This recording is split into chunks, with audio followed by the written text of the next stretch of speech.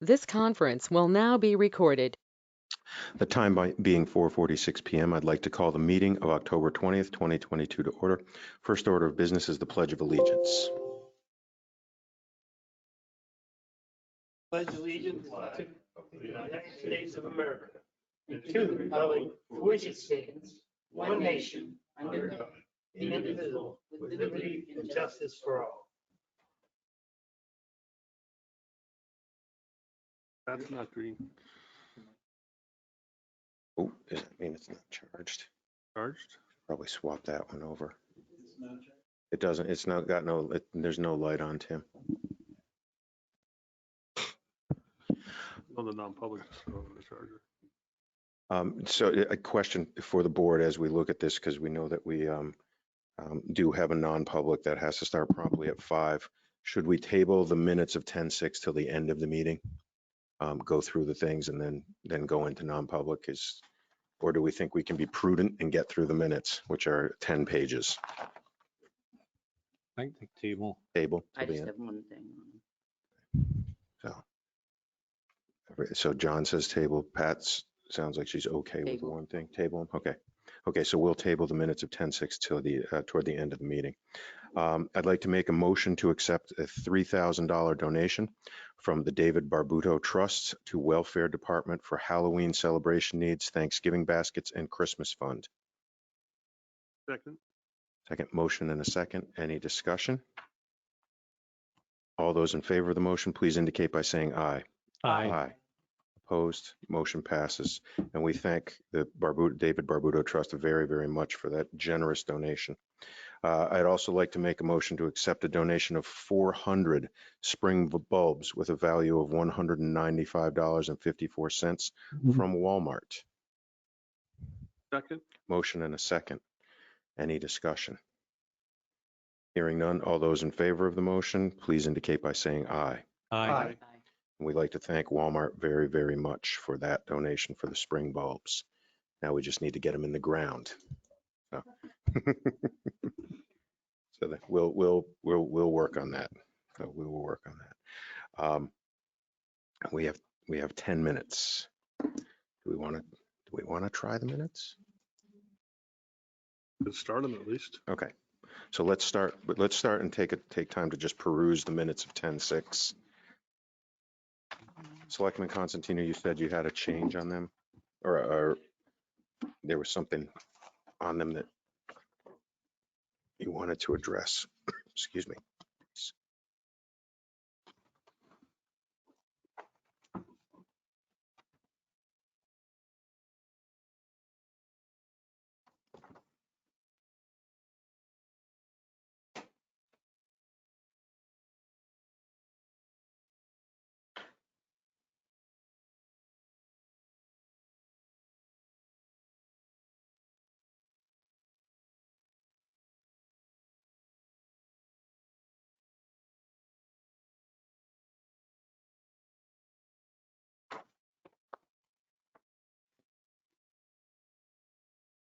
Under other, where it says, Jeannie noted the motion had been made in non-public at 20 minutes and 28 seconds. Selectman Constantino explained there were several names given to the town administrator to pursue, but there was never a formal vote. And that's when Joe Jessamine made a motion to accept the PAR.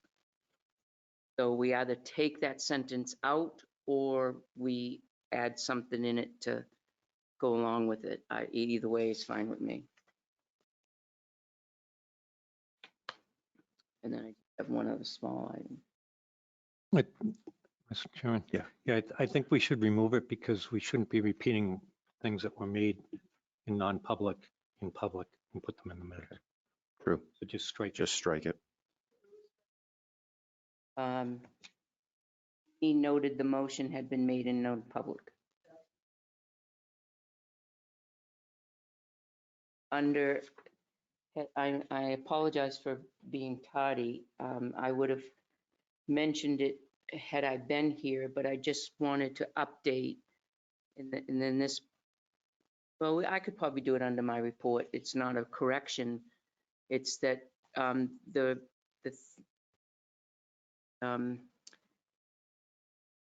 donations were anonymous and they weren't anonymous. Okay. I have names. I'll update it on my report. That's the only thing I have.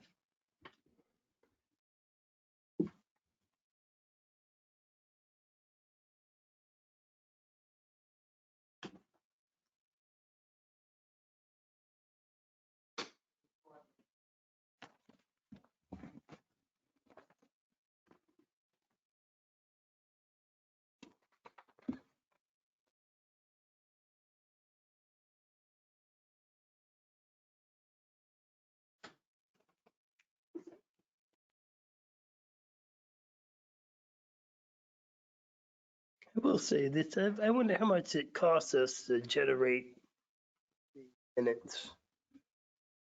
I think it's much too detailed.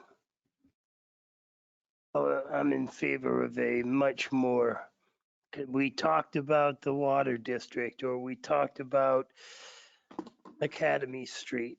Doesn't have to be a Reader's Digest story.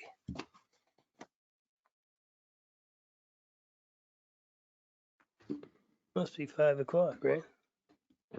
We got 7 minutes. Oh, my goodness. Is that something you would want to bring up in your selectmen's report? And What then, about the minutes? Yeah. We have 7 minutes. no, I thought you were talking about the minutes. The minutes, Oh, in terms of, I don't have any corrections, Okay. no, or additions or changes.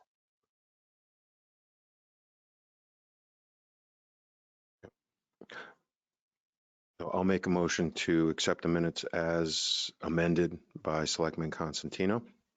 Second, Motion and a second. Any discussion?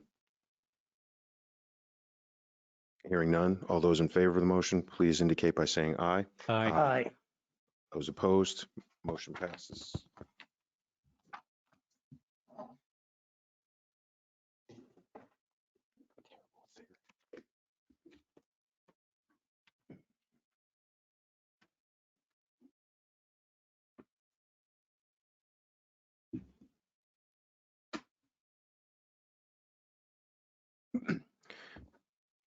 The time being 4:55 PM, I make a motion to enter into non-public session per RSA 91(3)(a)(2)(a), the dismissal, promotion, or compensation of any public employee, or the disciplining of such employee, or the investigation of any charges against him or her, unless the employee affected, 1, has a right to a public meeting, and 2, requests that the meeting be open, in which case the request shall be granted, and RSA 91(a)(3)(2)(b), the hiring of any person as a public employee. second, Motion and a second. Roll call vote. Jessamine, yes. Ruggles, yes. Ira, yes. Scanlon, yes. Good. We are now in non-public session. Public This session. conference will now be recorded. I make a motion to seal the minutes of the non-public session of October 20th, 2022, because disclosure would adversely affect the reputation of a person other than a member of this board. Second, Motion and a second. Any discussion? Hearing none. Those in favor of the motion, please indicate by saying aye. Aye. Opposed? No. The time being 6:02 PM, I'm going to open the public hearing on Tilton Island Park Bridge. Notice for this public hearing was posted in the Laconia Daily Sun, the Winnisquam Echo, on the Tilton website, and in our kiosk on Main Street. So a little bit about Tilton Island Bridge. The Tilton Island Bridge was commissioned by Charles E. Tilton. It was erected in 1881, built by the A.D. Briggs and Company and John R. Smith Builders. They had taken a design from the Truesdell Company in Springfield, Massachusetts, for the Truesdell Truss Bridge. It was listed on the National Historic Register of Places, and it's named one of 7 to save in 2021 by the New Hampshire Preservation Alliance. Through a grant from the New Hampshire Land and Community Heritage Investment Program, an assessment of the bridge was commissioned and completed by Hunter Research Incorporated, Structures North, and VJM Metal Craftsman LLC in April of 2022. A copy of that report is available on the tiltonnh.org website homepage. The report offers new information on the bridge's historical background, an assessment of the bridge's historic integrity, a current conditions survey, and alternatives analysis and recommendations for preserving this exceptional, one-of-a-kind historic resource.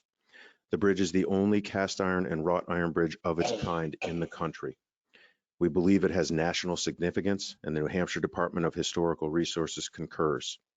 We are currently looking into grant funding to apply for a national designation of historic significance, which will assist in eligibility for other grant funding. After 141 years of use, the bridge is failing in multiple areas, making it unsafe for use. The first recommendation is to remove the bridge off-site to repair the damage, restore the bridge, and then put it back in place, likely an approximate 2-year process. Some work can be done locally. Some pieces will likely have to be shipped on to a specialty company for repair. The rough estimate for that cost is $800,000 to $1.2 million. Town would actively seek grants and fundraising to cover costs, but there likely will be some cost to the community. While the bridge is being restored, we can, 1, install a temporary footbridge at a cost of approximately $350,000, or keep the island closed until the bridge is restored, saving that $350,000. Other alternatives: don't restore the bridge and install a replica, likely the same amount of money as the restoration. 2, keep historic bridge in place, don't restore, and build a new bridge alongside it. The historic bridge would be closed to the public, but still on display and still require maintenance. 3, don't restore the bridge and install a new bridge at a cost of approximately $500,000. Put the old bridge on display somewhere near or on the island itself. The downside would be, again, how do we maintain it and would it continue to deteriorate? Comments from the board?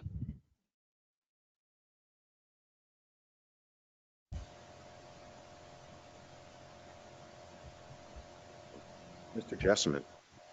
I support repairing the bridge we have now and sending it off where it needs to be. It's the only one of its kind, and says a lot about Tilton to me as I drive by it. It's probably the more expensive option, but I'm guessing that if we can get grant money, it's going to be for that as opposed to building another bridge. We contacted the U.S. Army Corps of Engineers. Was that who we were reaching out to for a temporary bridge?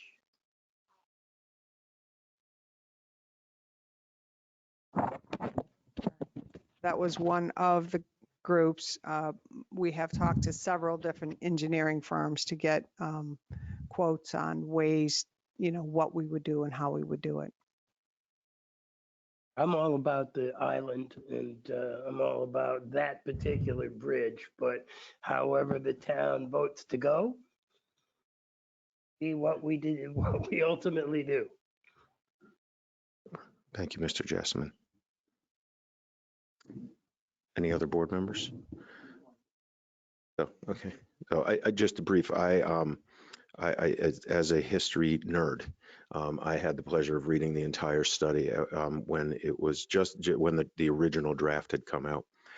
It is that bridge is a treasure. In the study, they identify the fact that in the United States, they estimate there's only about 100 cast and wrought iron bridges left in this country. And this is the only one of its kind, and it may be the only one of its kind in the world. I concur with Mr. Jessamine. I would like to see us go forward, try and be able to defray as much of the cost as possible through grants, possibly looking at a donation drive, et cetera, et cetera. I just think it's just a fantastic piece of history that we have.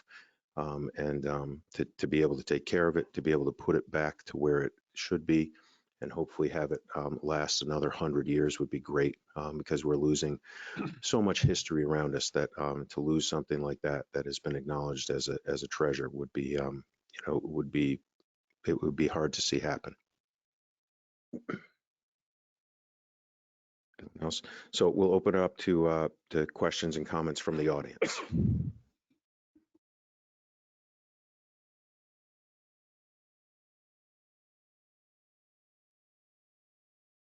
Good evening, folks. My name is Jerry Baldwin. I'm the Vice Chairman of the Tilton Historical Society. Thank you all for being here tonight. We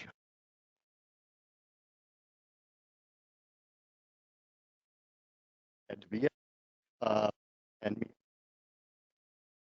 we just like to convey that we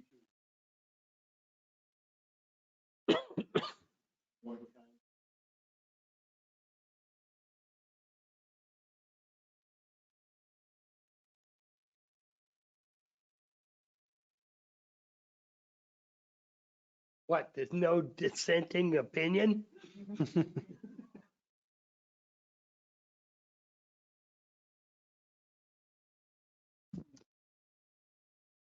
Tilton.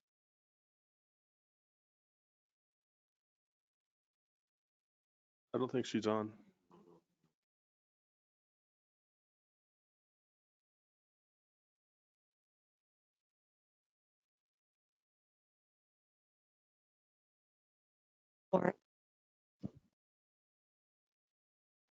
And I noted the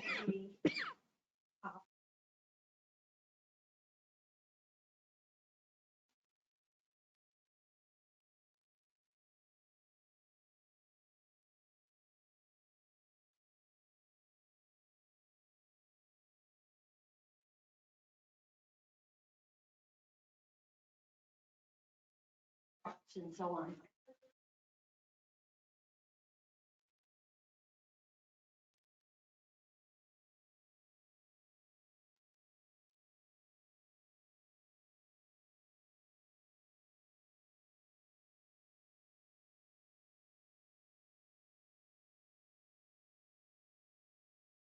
And it.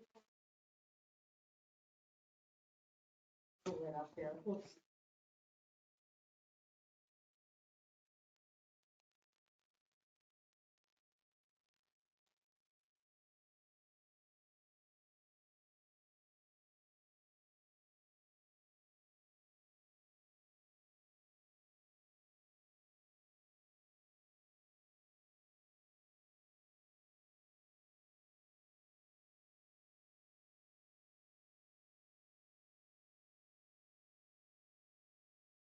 Talking about large amounts of money. So before we, I support, I'm a history nerd from way back, but I'd like some solid numbers. The report said they guessed it would be. No numbers that are exact and precise. It's roughly, somewhere here, another 40,000, 100,000. I'd like to see a plan in place, not that we hope we're going to get some extra money or we hope we're going to get this grant. And the other thing with national grants is that opens a whole new ball of wax. And it said that in here, that you have suddenly have different requirements that you have to follow, as opposed to if you're doing it locally. I finished. Thanks. Can you hear me?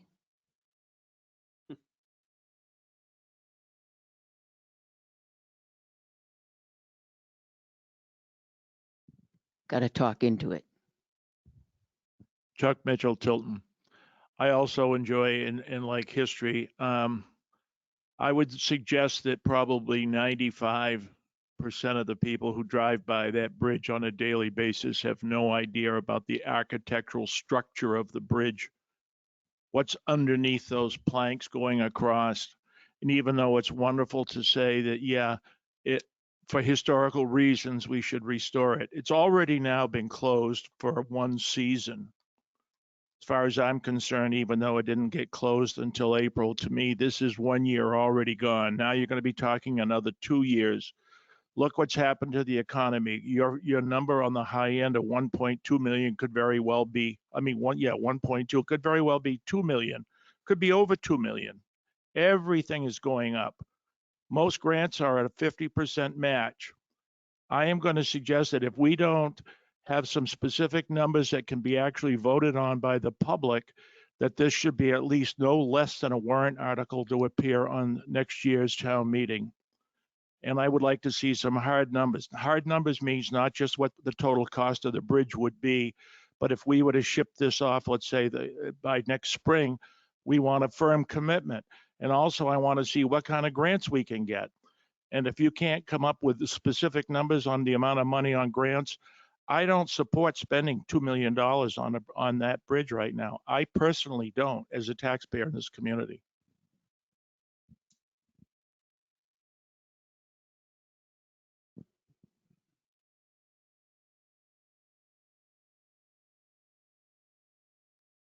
Jerry Davis from Tilton.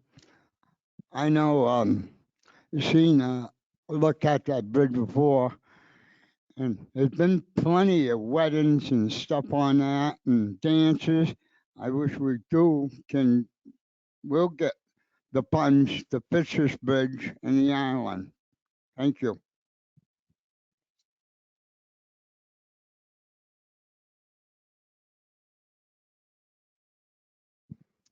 I have a question, folks. When I first heard about this, it was July 14th of 2021, and it was brought to my attention that this was a project that the DOT had started to fix that whole Route 3 area first. Now, before any numbers can be brought up, we have to know, what's going to happen there and what we're affixing to, I'd have to say. They're talking about the curb in the guardrail, shoring up that guardrail. That's a total separate project. I think Jeannie can speak to that. What's happening with the guardrail project and the shoring up of the.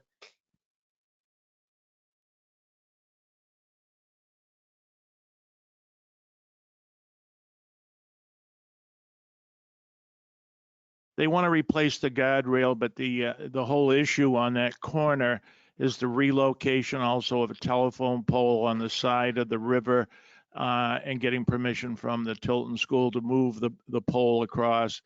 And the state engineers have actually put this off. Originally, they wanted to do work at the drawdown this year, and this has already been put off for over 1 year. I will add one more little comment on that whole project is the whole flow of that river could change substantially if they ever put a dam in at Silver Lake. So let me tell you, if one could change the whole project on the flow of the river, not only on that corner, but even on the island.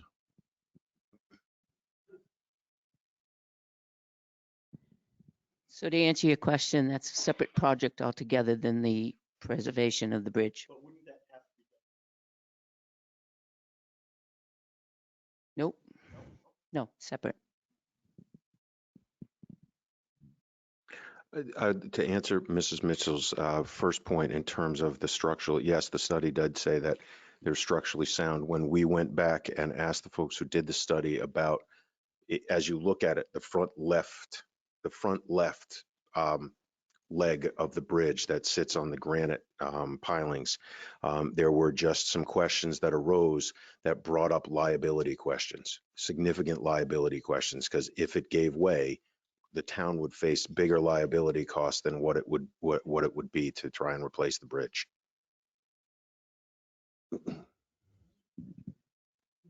Tommy Damon, Caleb Hill Road. I'm in favor of restoring the bridge, providing it doesn't come from taxpayers' dollars. We want to start a fundraiser, go out there and raise some money privately, go to these big box stores that make millions of dollars on us every day and say, let's go, let's get this thing done. We can get this thing done. We can get the grants. If another 50% come from private donations, I'm all for it. But I'm not for $1 of taxpayers' money going into this project. Thank you. Scott, you want to try online? Mr. Jessamine, you had something. Did you want to? Are you I good? was just going to say that I agree with Chuck and Kathy, and I certainly wouldn't vote for something that I didn't know how much it was going to cost. Right now, we're headed in a direction. Things have been applied for. We have received money for engineering designs and so forth. So that's the direction we're headed in. Where we end up, I don't know. Because it does depend on how we get the money in. I don't know if I agree completely with Tom, but I don't want to see a lot of money coming out of the taxpayers' pockets to fix this thing, because I don't think we have to. And I'll be knocking on doors trying to fundraise as well, for whatever good that'll do us. Because they haven't been finalized. Is there anyone online who'd like to comment? Yep. Can I ask a question? It's Juliet Harvey Bullia. Absolutely. Okay, thanks. There was some audio that cut out. Can you just review for me? So is this item going to be on a warrant article? Is that how the funding is going to go? Thanks. That is not, as of right now, that is not, we haven't planned for that. So I think anything could be under consideration at this point in time, but that is not something that we were looking at doing as of this meeting.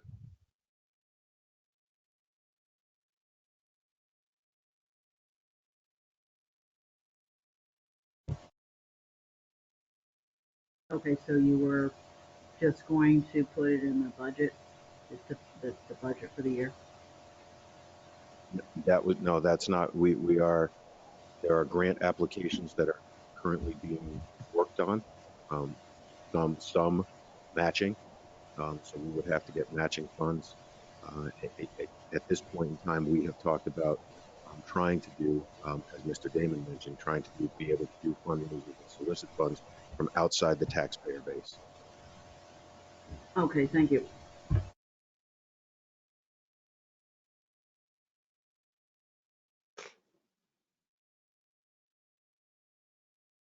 This isn't specifically on the bridge. By the way, Chuck Mitchell, Caleb Hill Road.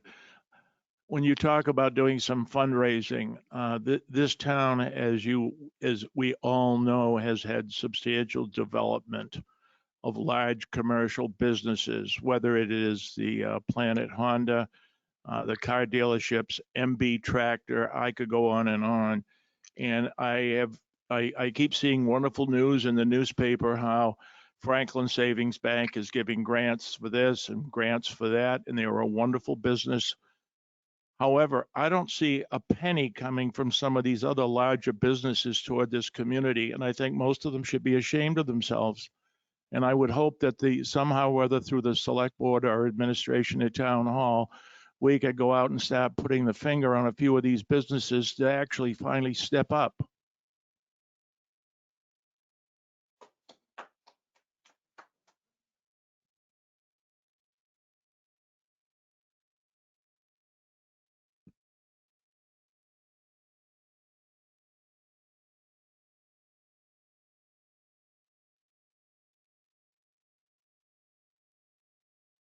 Ken Norton, East Main Street. I've not read the report. I'm a little bit confused. Number one, is there any ability to repair the bridge? So the issue, Ken, would be the fact that you have a cast and wrought iron bridge, so you can't just weld cast and wrought iron. The impurities in cast and wrought iron can't be welded with the heat level. It could cause more structural issues if you went to do that. So it's a very specialized practice. Okay, and the second question is relative to whether it is usable now or whether there's I mean, there are always liability issues for everything. So, I mean, is the report clear that it's usable? And if that's the case, then that would seem to me that it would minimize on some level liability, at least for the immediate presence. And if there were steps taken to put signage and limit, a couple people at a time, go to Maine a lot, to an island, there's signs on the dock, that on the ramps to the docks, no more than 6 people at a time on the ramps. I mean, can we limit that? Make sure vehicles don't use it. Could it be usable now? So we felt as a board, when we had gone back and asked, because there had been mention of structural issues on that side, we went back to the consulting companies that did the report. And we asked them, you know, we very honestly asked them what, you know, what would they recommend with the fact that this gets a fair amount of foot traffic, et cetera. And they said that it would be, that you could be incurring a significant amount of liability because it could collapse.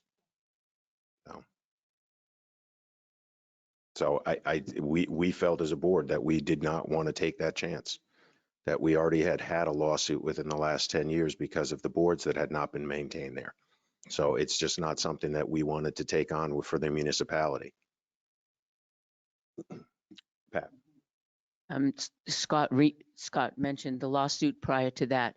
It was the lawsuit was lesser than what we anticipated because once you know about a liability, once you know about an issue, your immediate response is what they care about. And if we know about a liability, we know about a structural issue, and we continue to allow people to go on that, then we're liable for that. When the issue that we had 10 years ago, when somebody walking across the bridge fell through one of the boards, we immediately repaired that, and we showed records of logging and replacing the boards on a yearly maintenance program. And we were not aware of the issue.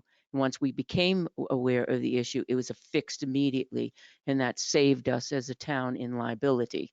But once you're aware, it doesn't matter whether it's snow or any roads, maintenance. Once you're aware of the liability, you need to do something about it.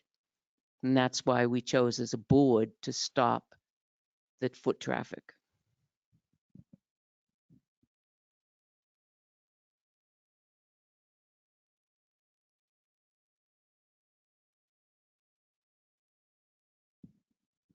Thank you, Pat. Paul Rushlow from Caleb Hill. A couple of questions I have. Do we really have a solid number of what is the present carrying capacity of that bridge?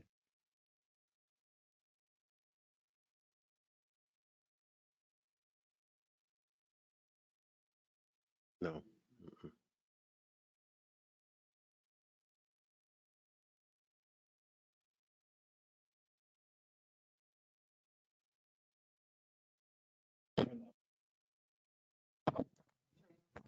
Can you hear me now? Okay. So a lot of preliminary work has gone into the bridge. I think the board is very sensitive to the cost to the taxpayers, and we are just in the beginning stages of this. We don't have firm numbers. I think this board wanted to hear from the community if there was really interest in preserving and saving this bridge. There are so many more steps that we need to go through. We have talked to several engineering firms. There's so many complications and steps that have to be taken. And before we start down this road of writing massive grants and meeting with engineering firms, finding out from the community if this is something that you're even interested in, I think the board is a little higher. To the question of the carrying capacity. So this whole project started, some of you may remember there was a tree on the island. Bob Hardy, you remember that, the tree, John Scanlon, the tree needed to be cut down because it was, thought to be unsafe. So the tree was cut down. Then we had to grind down the stump. So then the question came up, will that bridge support the equipment that needs to go over the bridge? So then I reached out to the DOT to ask them, will it support? And they said, well, it's not our bridge. We're not answering that question. So here's a couple engineering firms. So I called 3 or 4 engineering firms. And basically what they said to me was, well, if you give us $30,000 or $40,000, we'll do a structural analysis and let you know if the bridge can carry. We had, through an LCHIP grant, we had this assessment done. Jim Garvin from the state, a lot of experts came in, looked at the bridge. There are areas of the bridge that are very unstable, and it was their recommendation.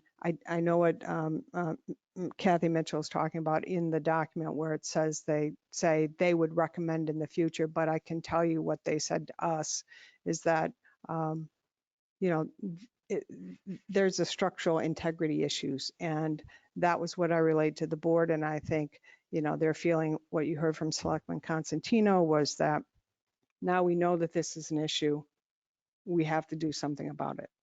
And initially, when we first heard that there was a concern, anyone who used the island knows that we put up signs. The board had signs put up that said, you know, so only so many people, keep moving. And then as we got further down the road and talked to more engineers, it came back to the board that maybe you just need to stop this until we figure out what's going on, because we don't want anyone to get injured. So I think that was a long way around the question that was asked about carrying capacity, but that's how we got where we got to shutting down the bridge. And I would just say also, we don't have firm figures. We're a long way off from that. If it is the will of the community to go forward and look at this, I said it earlier, there's so many steps. We have to talk to engineers about the bridge has to be removed. What's that going to cost? The utility lines overhead have to be moved. What's that going to cost? So we are far away from getting firm numbers. That 800,000 and 1.2 million was a ballpark.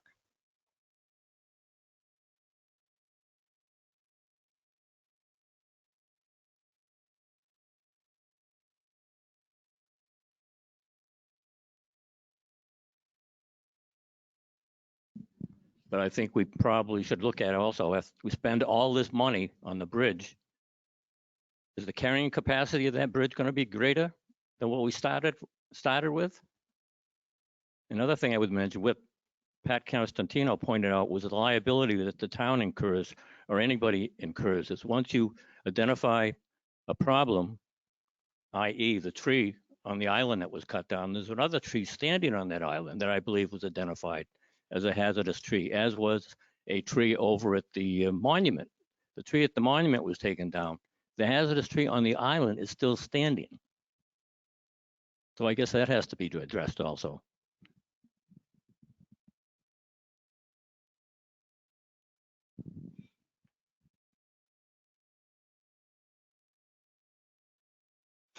Ken Norton, East Main Street. Has anybody inquired if Northfield's interested in buying the island for $1?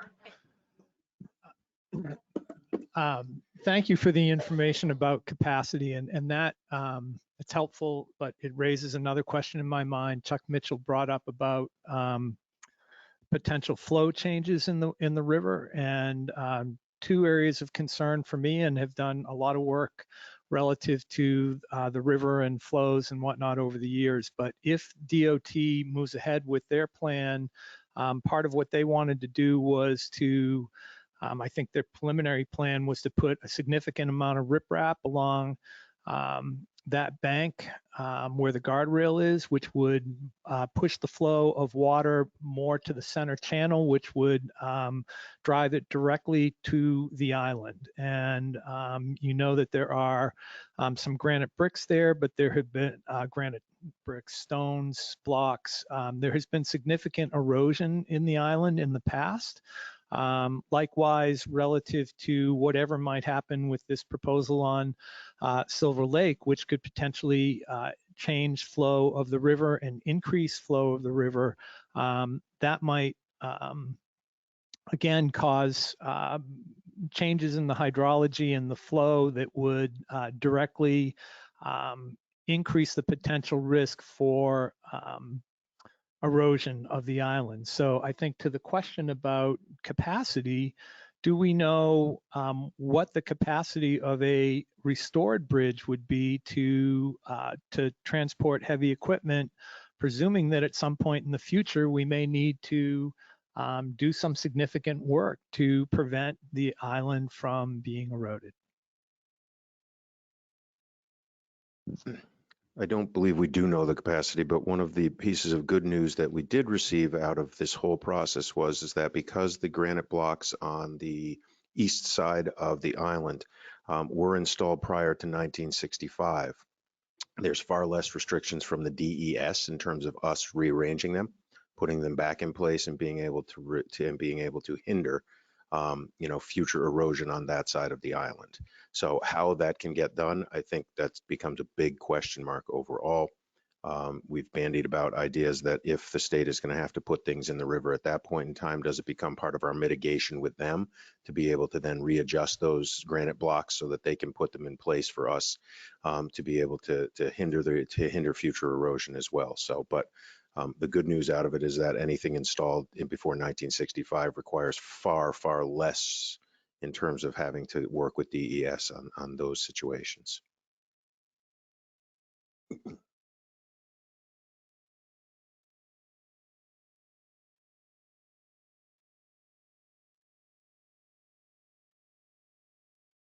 Jane Alden, Tilton.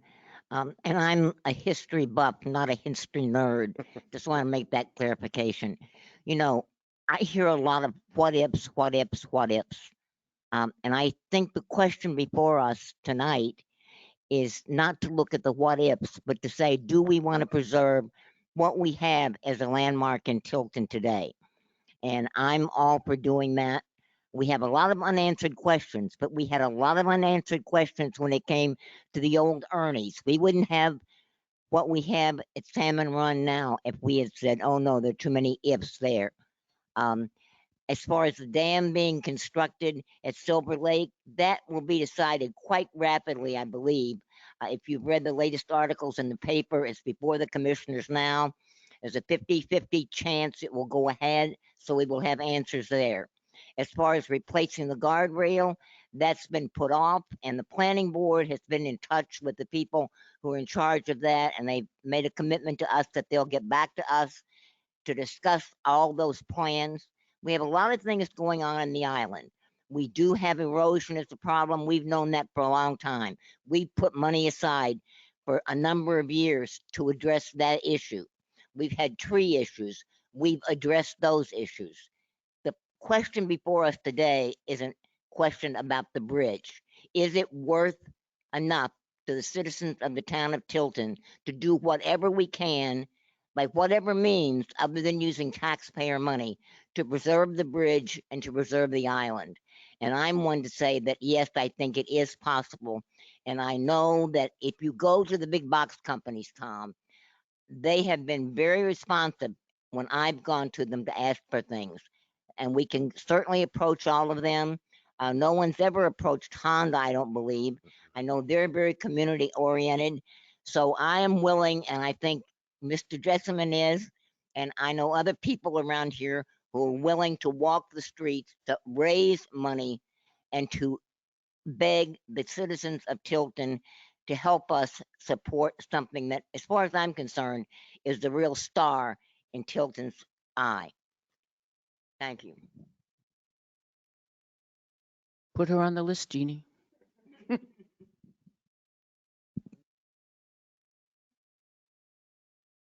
Different list.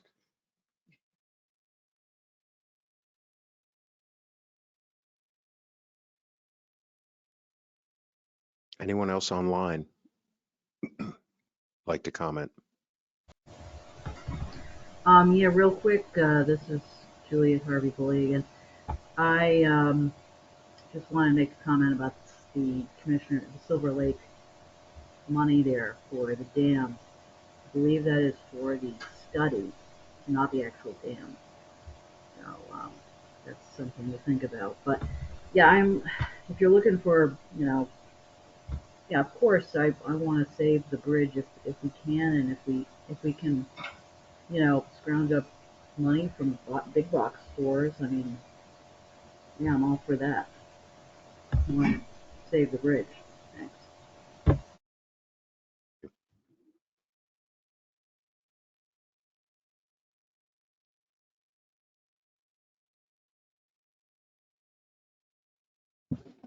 Greg Navolder, School Street in Tilton. We've done a great job this year and over the last couple of years of beautifying the flowers, the flags. It looks great, but I have to agree with Kathy on the plywood over the bridge.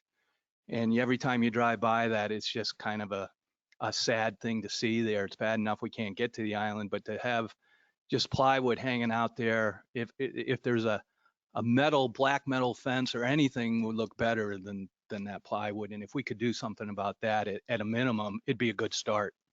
So we were trying to work with we were working with a local artist to be able to do a mural. That fell through, but we're now reaching out to the art department at Tilton School to see if they would do that. So we did have something planned, and we were looking to be able to make it far more picturesque than it is right now. So give us a little bit of time on that. We'll see what we can do. I tend to have a little bit of a connection at Tilton School. So let's see what we can do. And I know that we would like to get something painted before it gets covered with snow. So Selectman Constantino. Address why it's plywood, because we tried everything under the sun to keep people out. We had signage, they went in, they went under, went over, they went around, they removed the signs, they removed the cones, and we had to put up a full-blown do not enter because people weren't listening, and it was a liability.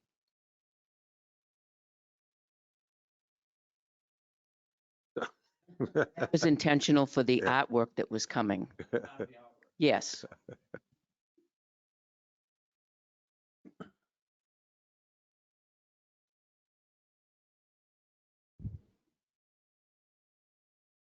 Anyone else? Any other comments from the board? Yes. Jerry Baldwin again from the Tilton Historical Society. John Sorello had asked that I convey to you folks that the barbecue over on the island is going to be covered here shortly. And he would like to ask that the town of Tilton also cover it every year, just to keep it from getting hurt by the frost and whatnot. Thank you.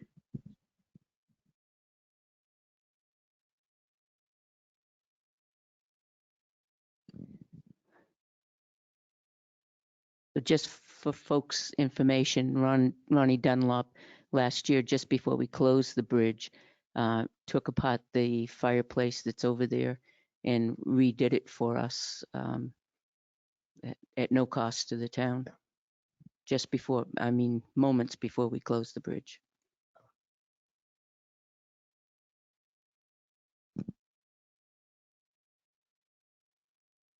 There are no further comments at this time. I'm going to, and with the time being 6:41, I'm going to close the public hearing. So thank you all.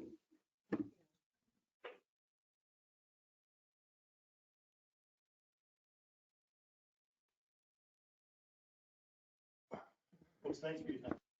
Thank you. Gonna go hit that.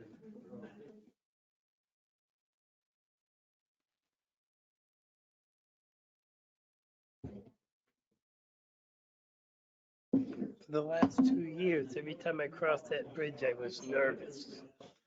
Every time, there's a gap that big in the post, completely snapped off. Like I say, liability wise. Any way I could help out you can, help you guys out. Okay, when the time comes, I will definitely. You ask Walmart for a donation? Not yet. We're still trying to figure out if we're gonna replace that bridge with a rebuilt bridge, a brand new bridge, or how we're gonna do it. And that's what this was about tonight. I don't mind helping. Okay. Because I was a kid, I had my pictures and I had a lot of things. That bridge says a lot about Tilton, I think, and I will work to preserve the bridge. If that can't happen, then it can't happen, but I'm gonna work real hard to see that it will.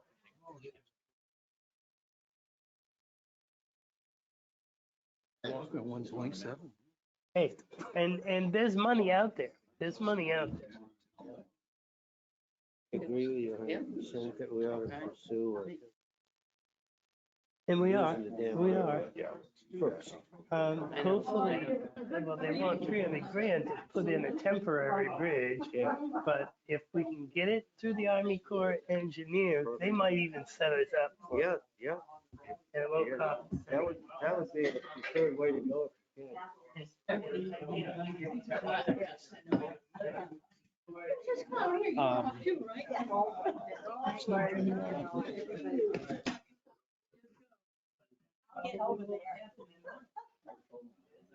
On our way.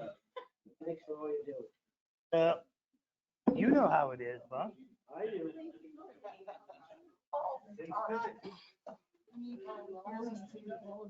That tea all right? Thank you. I stuck my tongue in it. It's fine. Sweeten it up. That's the extra flavor. Thank you. I appreciate it. Take care.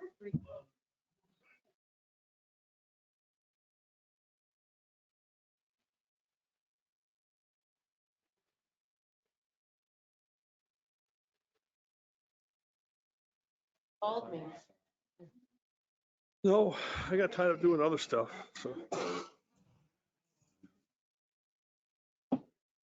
But gonna have to before Monday. Okay. Well, Sunday we're going down to have dinner with my dad. My dad's 86th birthday is on Tuesday. Yeah. So we're gonna go down on Sunday and celebrate. But Oh, me, it's my brother's 50. 50th? I go, baby brother, Yeah. Wow. number 8. Oh, 8 out of how? Oh, so he's number 8 8. out of 8. Yeah.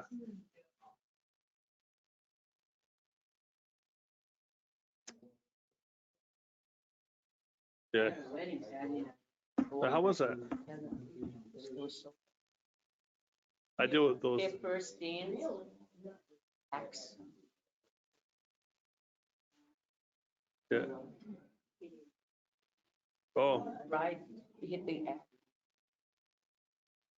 That was the first dance. I was like, I should have known when with a log. with an axe each, with a 6-pack of booze, different kinds of booze, and I'm going, whoa. Yeah. I know That's what a bad combination. I know what I deal with every day. And then at the venue, they had an axe throwing contest. Wow. First dance, anyway, the bride got on the bus, thanked us for, driving her guests and everything. And she, I said, well, you really, Yeah. I wouldn't mess with you. And he, no, I wouldn't either. So They brought. I have a wedding this week, and they brought in, I don't know, 30 gift bags. Not just like little gift bags, like gift bag. I mean, we have 4 tables set up just for these gift bags because there's so many of them. We couldn't fit them all, but just like they're like that. I don't know what's in them because I didn't look at them because they made them all look nice and pretty. So the story is they're competitive woodsmen Oh, well, there you go. out of Wentworth, New Hampshire. Oh, I was like, okay. there's a few of those up there. Wentworth. Up next to Romney. And up next to Warren. Can't say Warren in that voice. What is this? What? Find this already. My supper. I don't get it. I sound that right.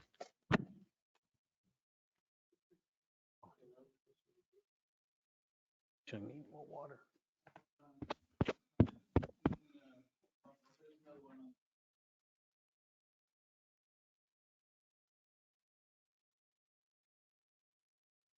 Battery may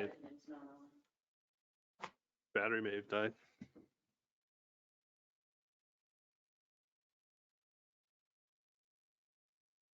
That one's green.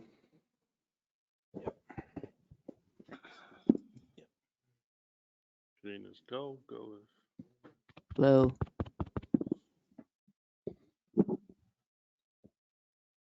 got in here.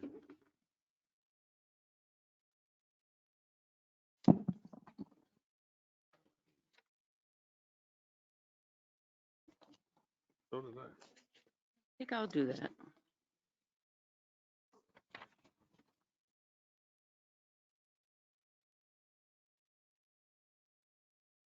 Okay, let's move on. Got the nice stack of stuff there. Oh, you knocked over my sign, though.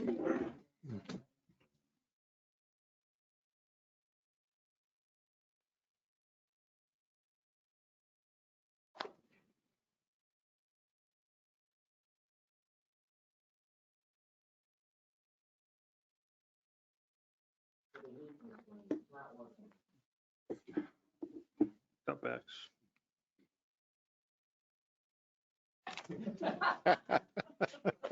No. People hear less. The strategy. I like it cold.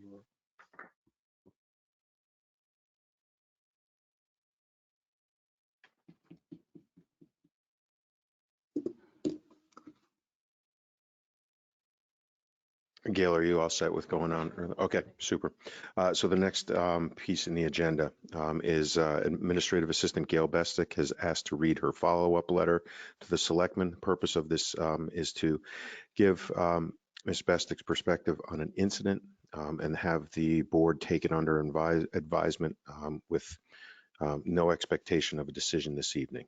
So, Ms. Bestick.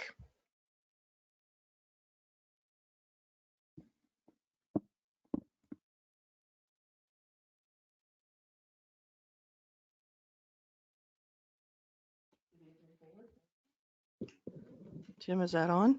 Can you hear me now? Yes. Okay. So yes, just to reiterate that I understand the process here tonight is just to allow me to tell my side of the story of the events that took place on September 2nd, and that you take all of this under advisement and no decision will be made right now.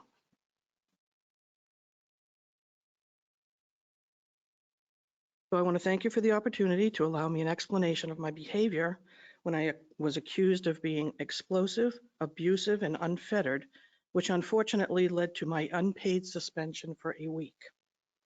As you know, this has not only affected me emotionally and financially, but also negatively impacted the morale of other employees. I've been the administrative assistant to the Selectmen for nearly 8 years. I'm a dedicated, passionate employee who goes above and beyond to assist the residents of this town, as well as the Selectmen, other boards and committees, employees, and anyone who comes into town hall. Not only did my accuser violate the employee manual policy, section 5:16, dispute resolution procedure, by going directly to the board, she and her deputy have developed a pattern for violating the town hall safety and security policy and continue to do so even after being reminded by the town administrator in an email sent to all town hall staff, also just recently witnessed by the Selectmen's chair. In reference to my accuser's letter to the board, which I saw in my personnel file, here is my perspective. When I saw the town clerk tax collector leave that afternoon, I went out the back door and did not yell to see where she was going. I asked if she was coming back. We have been short-staffed on Fridays, and to ensure there are 2 people in town hall, I simply asked if she was coming back. She said she'd be back in about 30 minutes. I said, you could have let someone know, as indicated in the town hall security and safety policy, specifically number 4, responsibility. Her response was, okay, Major. Leanne was a witness. She had just come in to let me know she was getting ready to leave for lunch. My accuser returned shortly after and came into my office to see if I was okay. In my opinion, she came back in because of her okay, Major comment. I mentioned how she and her deputy had just the other day left without telling anyone, leaving their office and doors open to the public. Policies and procedures, the meeting standards of conduct, and the code of ethics are put in place to be adhered to. The behavior and conduct I have witnessed over these past few months by some members of the board is in part what led up to my frustration and venting on that Friday afternoon. Spending 4 full days transcribing 12 pages of meeting minutes, 10 pages for the following meetings, only to have them scrutinized, criticized, and consistently amended by certain board members who want the minutes verbatim is quite frankly demoralizing and discouraging. Having to watch the behavior of certain elected officials arguing among themselves, being rude and condescending toward business owners and landowners, distrusting and accusing employees, and the continual disparaging remarks I listened to while transcribing from the meeting videos is quite upsetting. To clear the record, I did not say to my accuser, Jeannie is leaving. I simply stated, we are going to lose Jeannie. With the ongoing disrespect certain members have shown her over the past couple of months. My accuser stated in her letter the last time she grudgingly brought a similar situation to your attention, the anger has not gone away, the pattern continues, and the workplace remains toxic, and this time action needs to be taken. I am not aware of any other similar situations where she requested any actions be taken against me. Unfortunately, her actions have created an even more uncomfortable environment in Town Hall for all employees. So in closing, I just want to thank you for your time and consideration. And again, I'm requesting that you reconsider your decision, rescind your letter, and have it removed from my personnel file. I would also like to request due consideration be given to reinstating my lost wages for that week. If and when you make your decision, I ask that since she is the spouse of my accuser, Selectman Constantino recuse herself from the conversation and any votes. Respectfully. Thank you.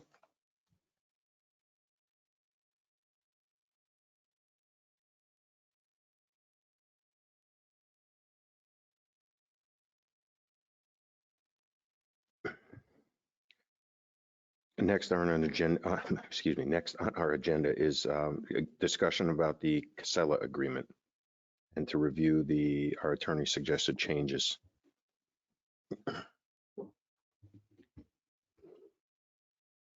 Jeannie, do you have an extra copy of the Casella?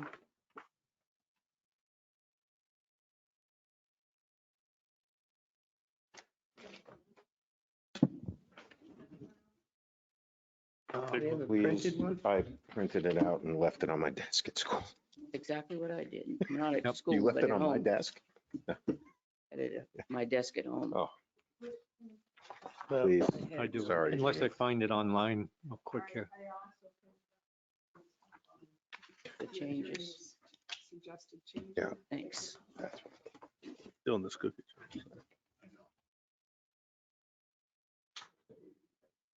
Exactly where it is.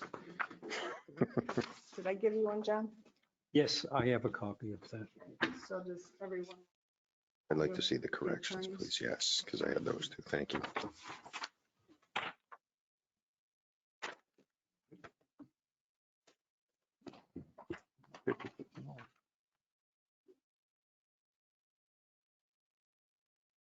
I did not.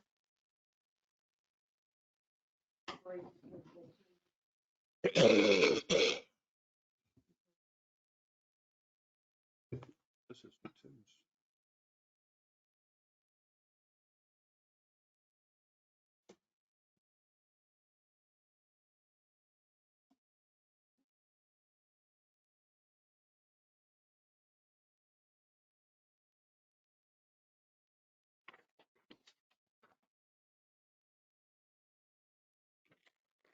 And which version has the attorneys? 'Cause this is Tim. Yeah, this is Yes, Tim's. yes, yeah. Good catch, Mr. I Byron. was looking at.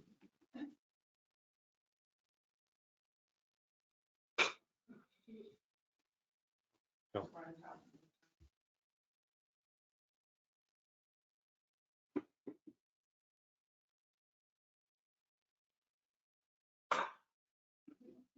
Put that up on the screen? Or do you want to have it up on the screen? I mean, couple ways for you. Having it on the screen isn't such a bad idea. Yeah, that would be nice to have as well.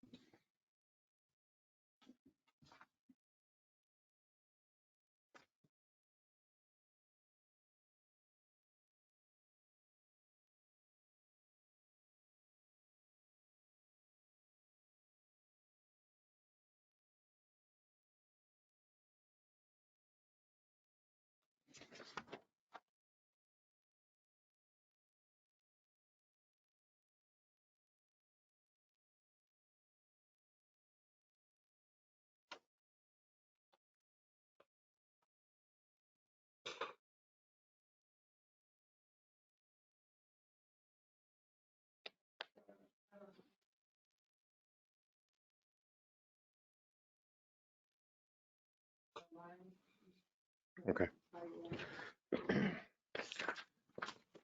So on page 1, Article 1, Attorney Radigan, in terms of the definition of carts, states, is it acceptable that all carts have to be wheeled carts sized at either 65 or 95 gallon carts, and that there has to be one per residence, and that it has to be owned or provided by the Tilton at sole cost? Unless the town provides for such carts to town residents as expense, I think that portion of the definition should be deleted. Also, the town people utilize non-wheeled containers. You can insert language after the words 96 gallon wheeled cart, 30 gallon covered can.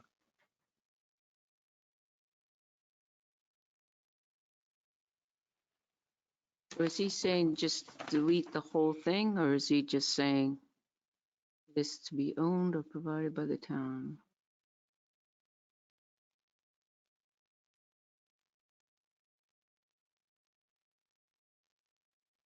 Which portion is he saying? Provided by the town? Yeah, Okay. provided by the town at its sole cost and expense.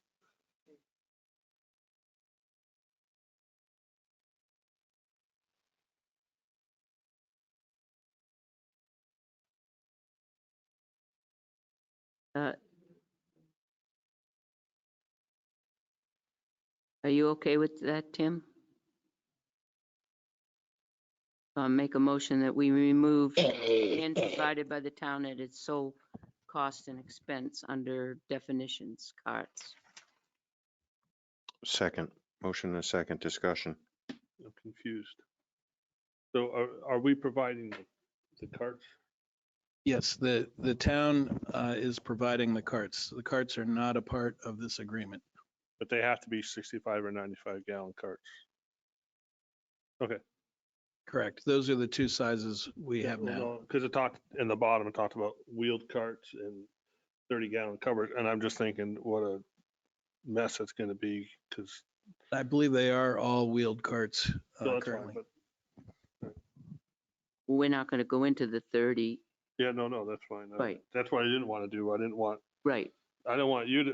So it's just going to say mean 65 gallon or 96 gallon wheeled cart, one per resident for acceptable waste collection. Yeah, correct. Owned and provided. So I'll amend that to say owned and provided by the town at its sole cost and expense. Right.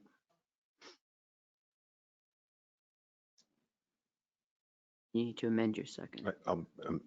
Second on the amendment. I'm a little confused.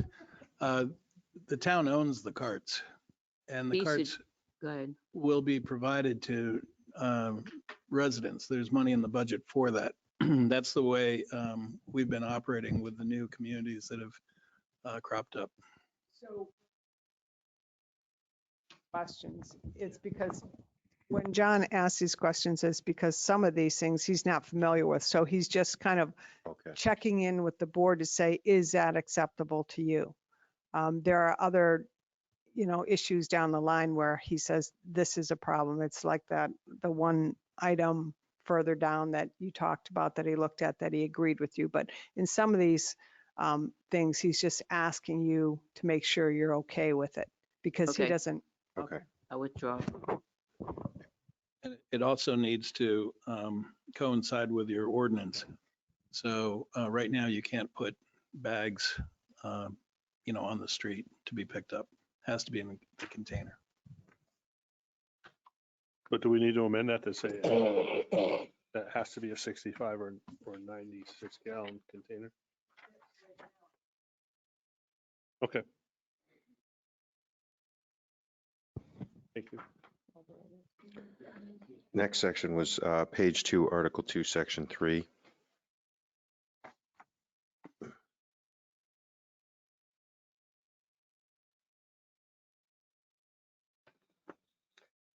Technically a motion on the floor. No, we Is that withdrew just it. No, me? it was withdrawn. We withdrew it. I missed that part.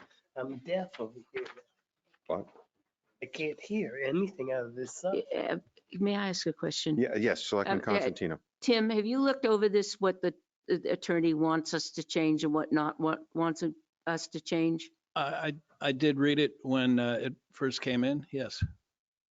So can we go over what you recommend us to change according to what the attorney is recommending? I mean, or do you want to go line by line? That's fine. We're just going to go because some of what Jeannie has just said, he's asking for the sake of asking because he doesn't know our program. You know our program and you know what is beneficial to us as far as what he's recommending. That would save us time.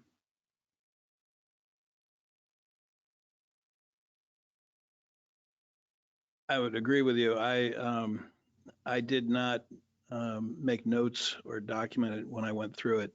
I looked for things that I felt were not necessary. And really, to my recollection, I think it was just the first, but I'd have to review it again, Okay. reread it just to see.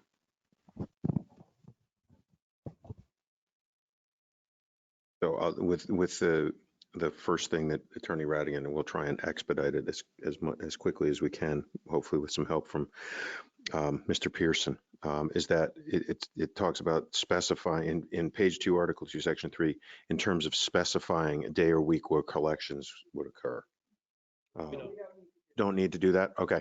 Okay, perfect. That's how we'll move on. And then the next item, we can scratch Wait, that. I just had a question. Doesn't the current contract state downtown earlier than 7? I just jumped into my head and.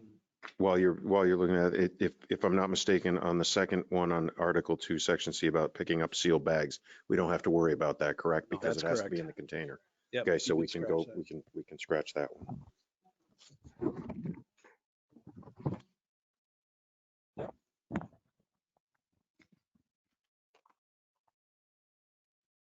The next one would be one that we've talked about before, which is page 3, Article 3, Section 1, additional cart service. Page 3. Article 3, Section 1. So it's additional Yeah, in bold, so additional cart service. That's right. We had discussed that at your last meeting and agreed to take that out. So strike that one. Strike the whole thing? The additional cart service portion. Okay, wait a minute. Yes.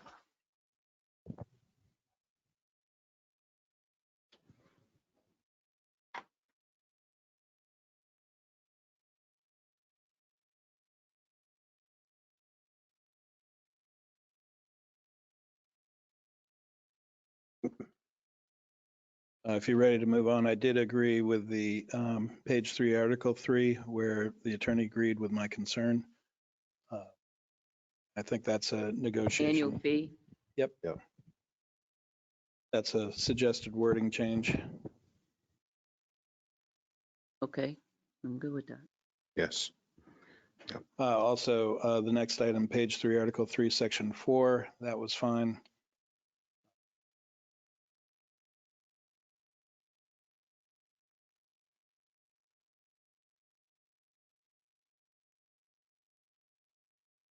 Four. Which one? Actually, on page 4. 6. Yeah, page 4, Article 6, Section A, warranty clause. That's not one.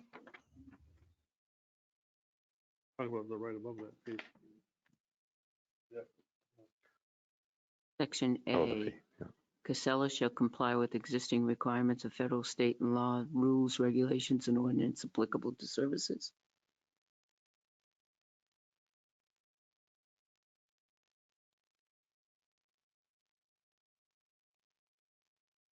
Oh, no, it's down here. Town warranties.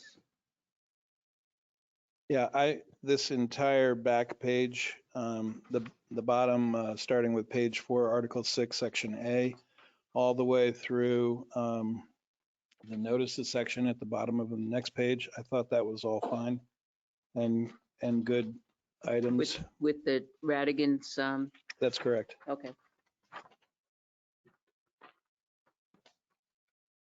Way to 8, okay. Goes all the way to page 5. And then, Mhm. and then the records was fine too. I didn't see an issue with that.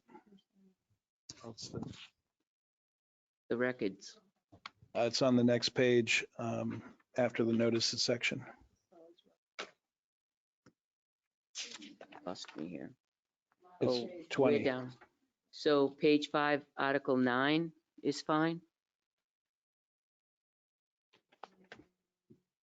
Excuse of performance?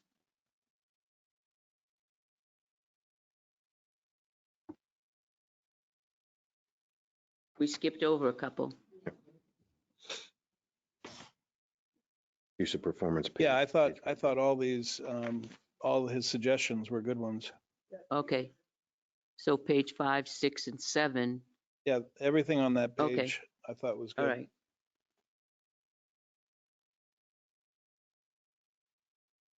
And you mean in terms of his suggestions, our attorney's suggestions? Attorney Radigan's Okay, suggestions. just to That's clarify, correct. I'm thank you. sorry. Okay. Yep. And same thing goes for all the way through the notices section and Casella's records.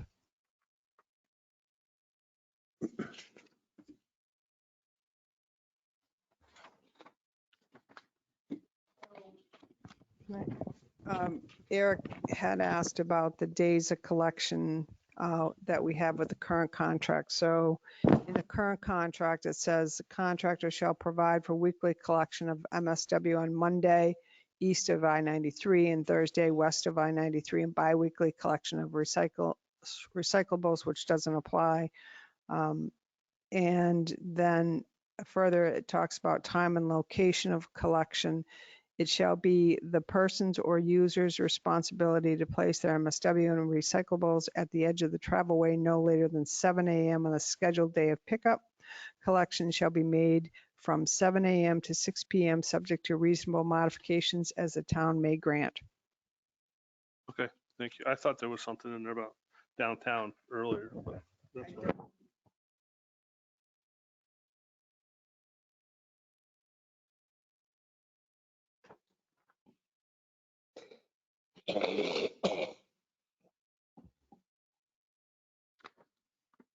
We're all in it, we're all okay in terms of making those modifications.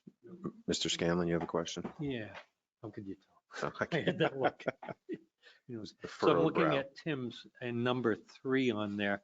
So what's base rate is 5 or 4 gallon for diesel? Yeah. And in their contract, they want to make it 4. I mean, Did we we- had put all our diesel for a long time. Mr. Pearson, did we talk about that? Trying to. We did at the last Okay. meeting. I thought we were going to request $5 base. Yeah, for $5. diesel. Okay. Great.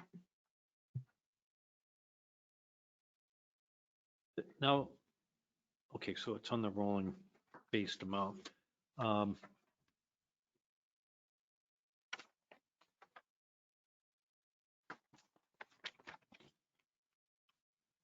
Is it on the municipal amount? You know, is in the tax-free municipal?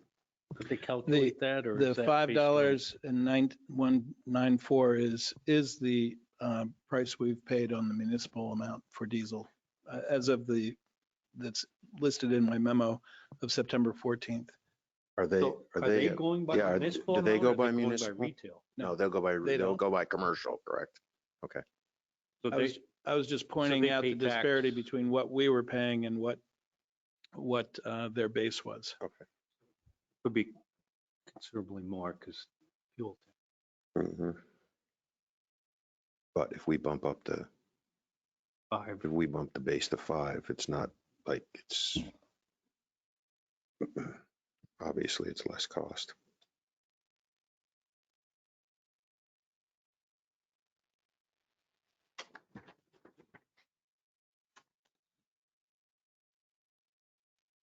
And just as a reminder, even once this contract is done, you'll still have to make revisions to the trash ordinance.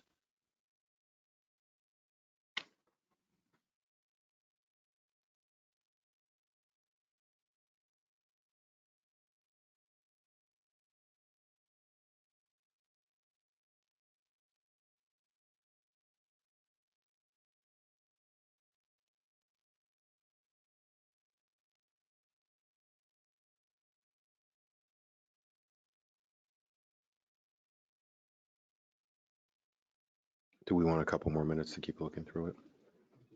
No, we're good. 2 or 3 more minutes. Go ahead. John is making it.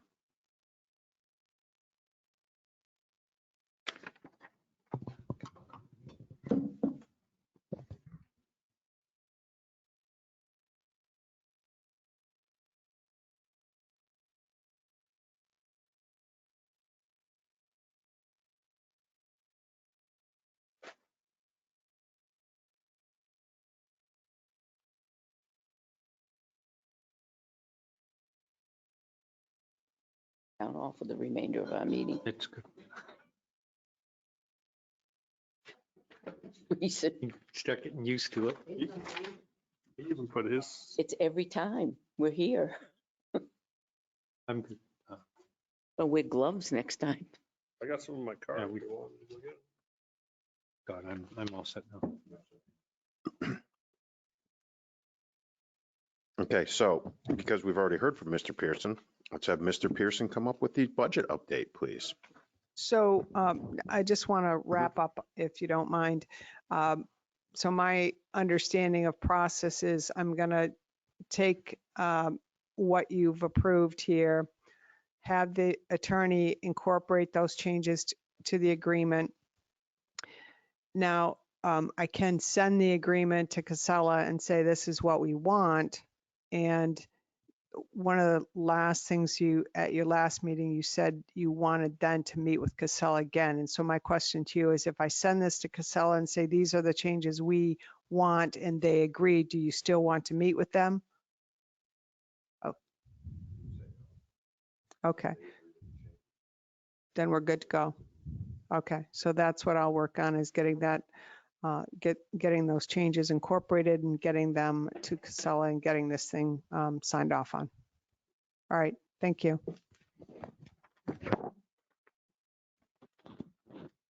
Good evening. Hey, Jim. So in your in your binders under finance report, you're going to find a copy of the updated budget. And before we go through it, I'm just going to point out a couple of things that have come up. At our last meeting, I noted that we were awaiting a new proposal from our janitorial service. We were expecting a price increase. We didn't know what kind of increase.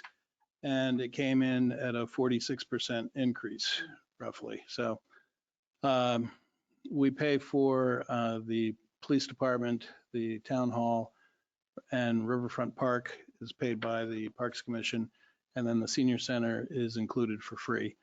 So those are the buildings that are done now. we have started discussing whether it would make sense to look at another position within the highway department that would be part custodian and part transfer station operator for the expanded hours that we would have for recycling, and especially with the baling equipment and other things there. So we've just started kind of a preliminary discussion of what that would look like. Kevin is on board with it, and so we still need to do some work, but within this budget, you're going to see the increased figures from the janitorial service. And in addition, this still shows a 3% merit increase. And I just let you know, there's a lot of discussion on municipal message boards about what different towns are doing. For instance, even in Northfield, I believe they just had an 8.7% increase. We're trying to determine what the base was, whether that was an abnormally low base that was on top of. I heard last night the fire chief is requesting a 9% increase for his position. So towns are anywhere in, depending upon how you count cost of living, which we don't have, or a merit or a combined, they're anywhere from 3% on up to maybe on average 6-7%, somewhere in that frame. So just based on the messages I've seen. So, you know, we are in at 3%. I've talked to the department heads about whether they think that's an appropriate number and gotten all different types of responses to that. But I think a decision could be made to maybe make that a 4% versus a 3%. But that's what's in here now. And I would like some input from the board as to how you feel about that. But those are two of the big things that we're going to go through. But the other item that is unfortunately just a fact that we're faced with is the cost of borrowing money. So our tax anticipation note right now is at a 1% rate. For next year, you know, and of course this is really tea leaves and crystal balls, but it looks very likely, and there's a high probability that the Fed is going to increase rates possibly 2 more times going into the beginning of next year. If that's the case, we'd be looking at somewhere around a 4.5 to 5% rate on our TAN. So in other words, about up to maybe a maximum of 5 times what we're going to spend this year in our expense. As you know, we're very careful with our cash flow. Maybe a little too careful at times. It is a balancing act sometimes as we get closer and closer to those tax bills. Money management is that much more difficult. We are going to have to borrow next year as we have this year. Try to be creative in when we do it and manage vendor payments as best as possible where we do have some leeway. But the bottom line is we're going to pay a lot more for our TAN. So with that having been said, some of these, the changes here, if you're looking at apples to apples and taking out the encumbrances from the legal 22 budget, we're looking at about a 2.2% increase with the large increase in the janitorial, the large increase in interest expense, and with that 3% merit. Specifically, if you turn to page, and I can go through these in more detail if you want to go line by line, we can do that. But on page 4, I'll just point out, you'll see the town hall janitorial based on the number of visits that they project. Actually, it was a 53% increase for town hall. And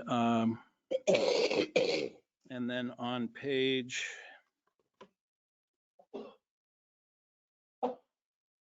have we looked at other companies? So that is another option to go out to bid. As you know, we've had a number of companies in the past, sometimes a different one each year practically for a period of time. So, and we also had a part-time employee years ago, probably about 11 years ago. But we just received this this past Monday. So it's fairly new in terms of, looking at the numbers. But the PD increase is located on page 13, I'm sorry, page 12, on page 12, about the fourth line from the bottom. And you can see that's gone from $18,732 to $26,676 for cleaning the police department. And keep in mind that that is not all areas all the time. The less frequently used areas, the archival storage, places like that are put on a quarterly or more infrequent cleaning basis. So really only the main areas are under a regular weekly cleaning schedule.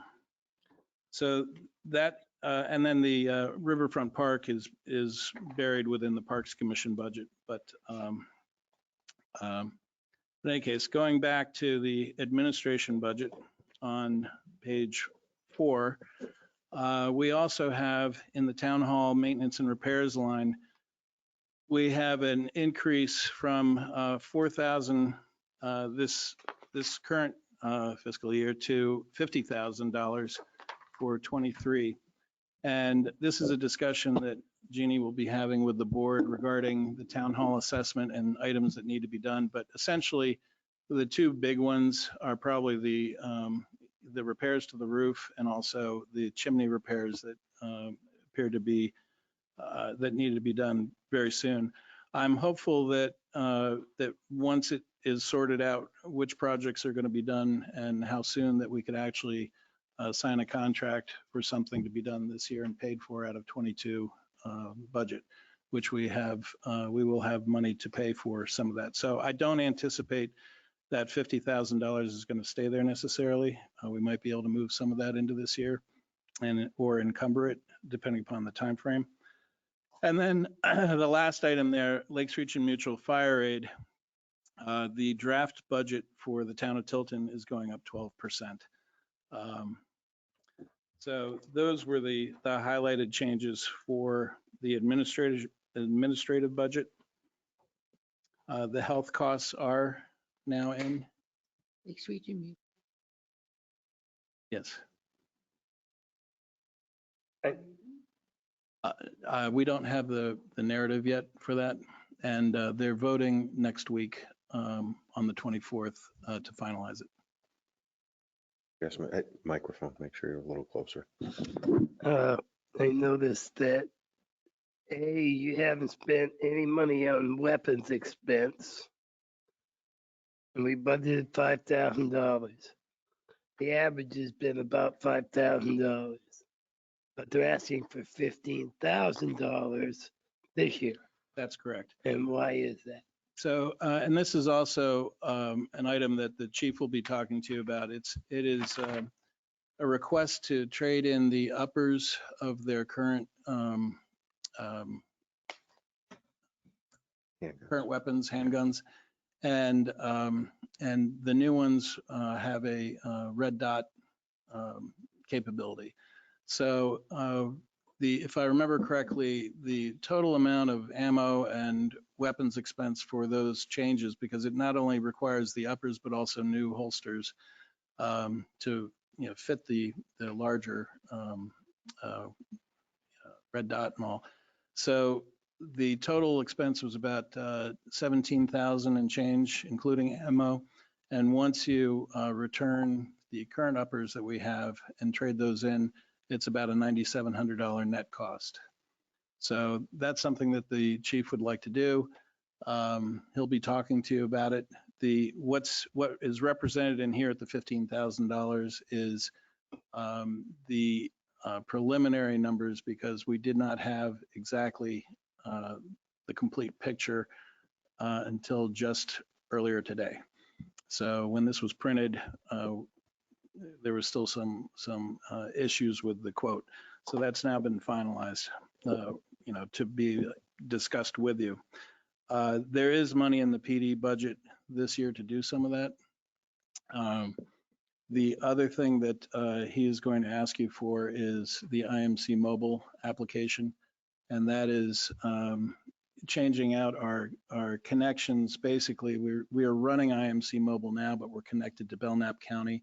So by implementing our own IMC mobile within the cruisers, and we have the equipment within the cruisers already to do this, it's just they would be communicating into the PD here so they could pull their own calls, they could enter their own narratives, and so on and so forth. So there's some productivity gains. The total cost of that is about, for 4 vehicles, the license, the training, the first year maintenance, and installation is about $13,000. So that. What do we pay for that service now?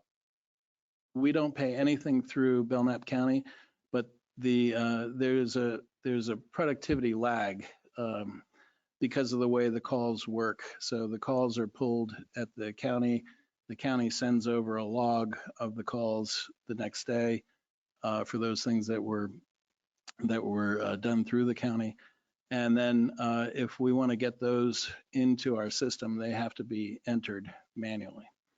So unfortunately, that's just the circumstance. So in any case, the chief will be able to explain it a little bit better. But if you recall, our former chief, when asked about any of the things that she felt we were really missing here at the PD in terms of capabilities, that was the first thing that she mentioned, was having that system directly connected to the PD and not through the county. Mr. Pyra. Just a quick question, Tim. Will that make us $13,000 more productive? From what I understand, I think it's hard to quantify in terms of dollars, but considering how shorthanded we are and how it really becomes more of a throughput issue for each officer, as long as the officers are using it and the chief is mandates how they're going to use that system, that, yeah, I think there could well be a productivity savings that would equal that. You look at what an average officer costs and look at the time, if you break it out into the amount of time that it takes for them to have to go in and re-enter their calls for the year, over the course of a whole year, I think that there are some savings. And the chief will be able to give you a much better understanding in terms of, the benefits. My understanding is up with the Hubble telescope. So, little too high there. What would happen if midnight comes and they switch back to Belknap?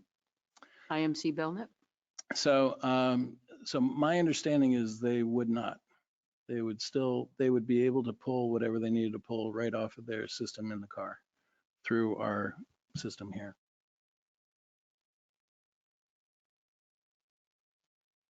Mr. Pearson, clarification for those who might be tuning in afterwards. When you talk about the red dot uppers, that's the sights and the sighting devices for the that's okay. Yep. Thank you. So in any event, within this budget is the maintenance for that IMC module in the IT budget, but the purchase of that we do not have that in this budget. We're anticipating that would be done out of 22 money. So that's something that would have to be decided as well. If you don't mind my skipping around a little bit, one of the items that came up last time was regarding our tipping fees at Wheelabrator at Wind Waste. And I've put all the years, the current contract, all of its years into this note line underneath sanitation residential solid waste on page 10. And you'll see that we're looking at an $85 per ton cost for the year 23. And then it goes up to $90 a ton in 24, 95 in 25, $100 in 26, $105 per ton in 27, and so on and so forth, up to $115 a ton in 29. So currently, we're running, if you take all of our recycling and our solid waste, we're running a little less than 1,500 tons a year currently. So you can see that I've budgeted 1,635 ton in here. You can definitely see the seasonality in our pickups. So I felt that this was a good representation, and looking back at prior years, we haven't exceeded this number. Plus also we have replacement bins for up to 30 additional bins. So whether that's a new residence or otherwise. I also think the board should seriously consider commercial multifamily housing over a certain number of units be required to have their own pickup. I passed a place today that I think had 8 garbage carts out in front of it, and 1 recycling bin. But if it's not an owner occupied place, I think that, you know, that's something that the board should seriously consider requiring private pickup for something like that, depending upon the number of units. And I know you have something currently in the ordinance, but that may require taking another look at, because you could see this is a considerable amount of money. Outside of that, I had already mentioned the interest expense. What I did was took where I project our interest to be at the end of this year and multiplied it by 5 for the purposes of this. We will be perfecting a TAN in January, so we will know before town meeting what that rate is, and we can adjust it down. I would hope that this would be the maximum. It's 4.5% to 5% range, because that's pretty considerable. The good news is that currently we're earning about 2.5% on our liquid money market funds. So that's a nice benefit right now. Outside of that, as I mentioned at the last meeting, I did include the outside agencies that you requested, even those that weren't funded this last year. So they're in here. And then there were no changes to the revenue, estimated revenue, but we did add one suggested warrant article of $100,000 for the Caleb Hill engineering costs. That way we will appropriate the money, and it'll be up to the town meeting to decide whether they want to proceed with raising and appropriating that money that we will be returned once it's done. And I think that also, in talking with Jeannie, we felt that was really also a good measure to see whether the townspeople want to pursue this project. So that's also on page 17. You'll see that 100,000 added there, and those are the major changes from this last iteration that you received. I'd be happy to answer any specific questions. I did also update the personnel change at the PD. And my plan was, without objection from the board, I would like to, in the beginning of November, give this draft budget to the budget committee so they can start looking at what the selectmen are seeing and start to do their work on it.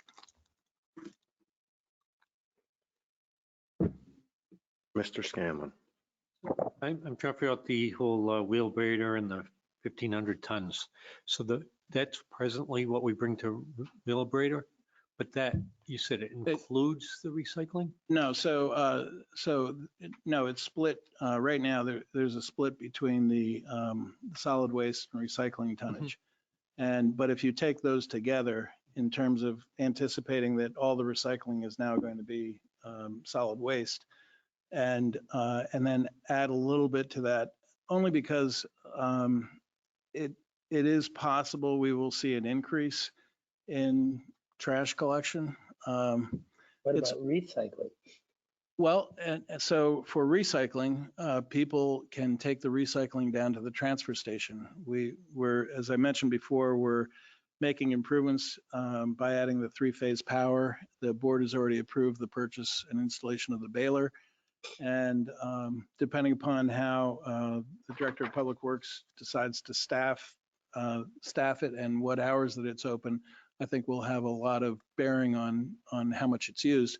He is working on multi-containers solution with NRRA, I believe, for plastic, glass, different types of metals, that sort of thing to separate. So my question is, at that 1,500, that's the total amount with recycling and that. That's correct. And then you increase it a little bit, but maybe should be keeping it level because some of that's going to be actually recycled now, but not as much. Do you know what the amount was for the recycling versus the?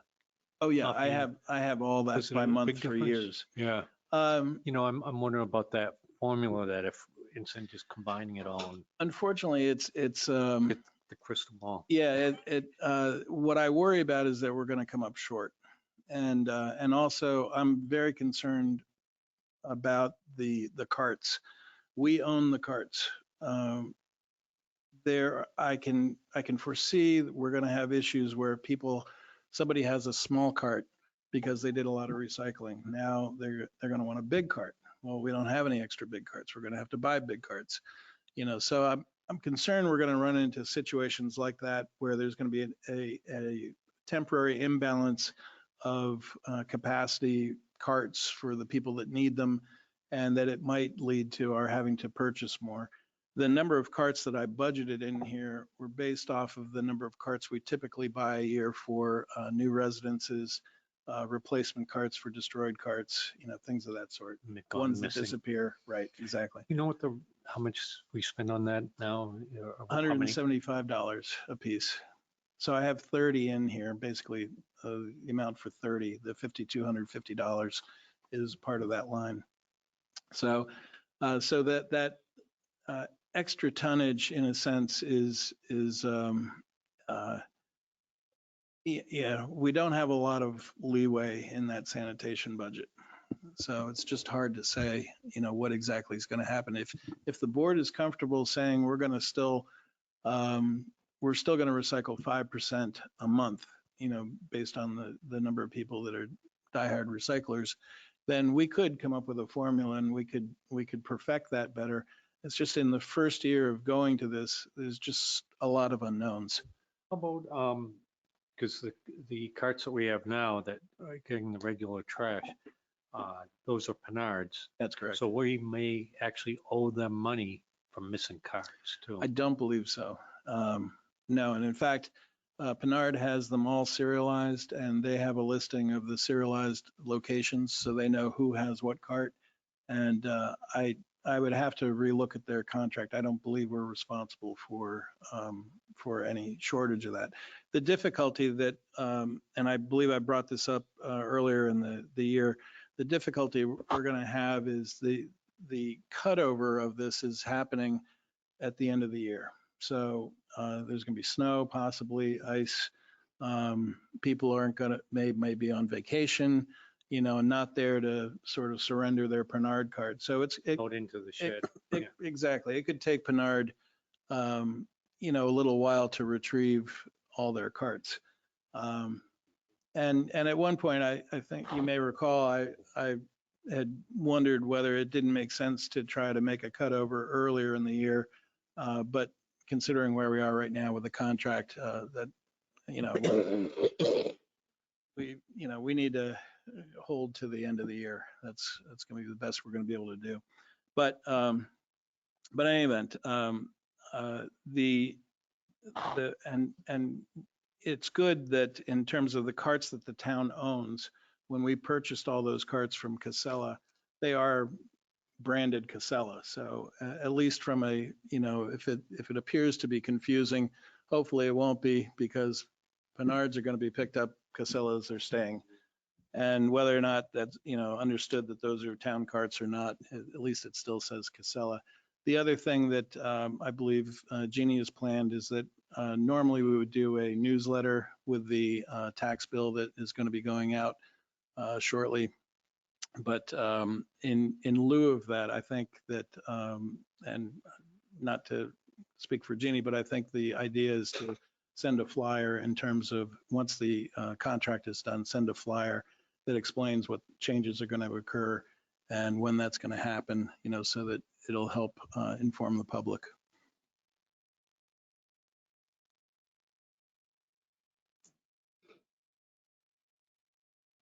20 minutes. I thought I added that. Thought I put that in. Still showing the 5.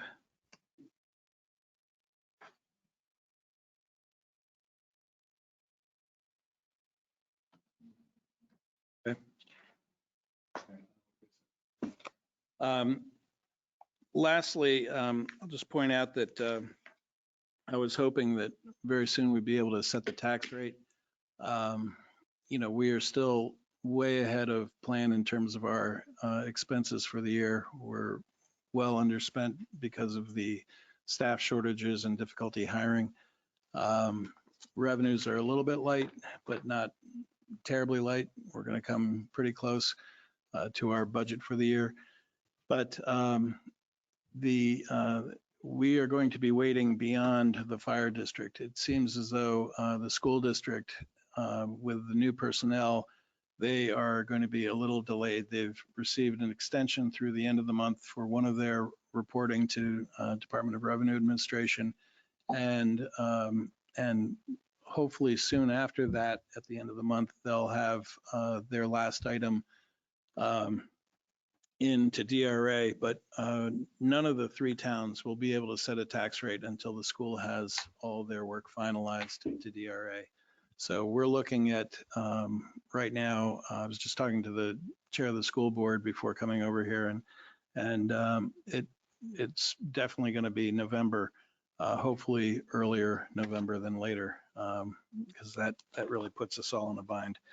And I know they're working hard on it, but it's just something I wanted to make mention of. And just again, there's about $1.6 million that they're going to be returning to towns. Last year it was about $3 million.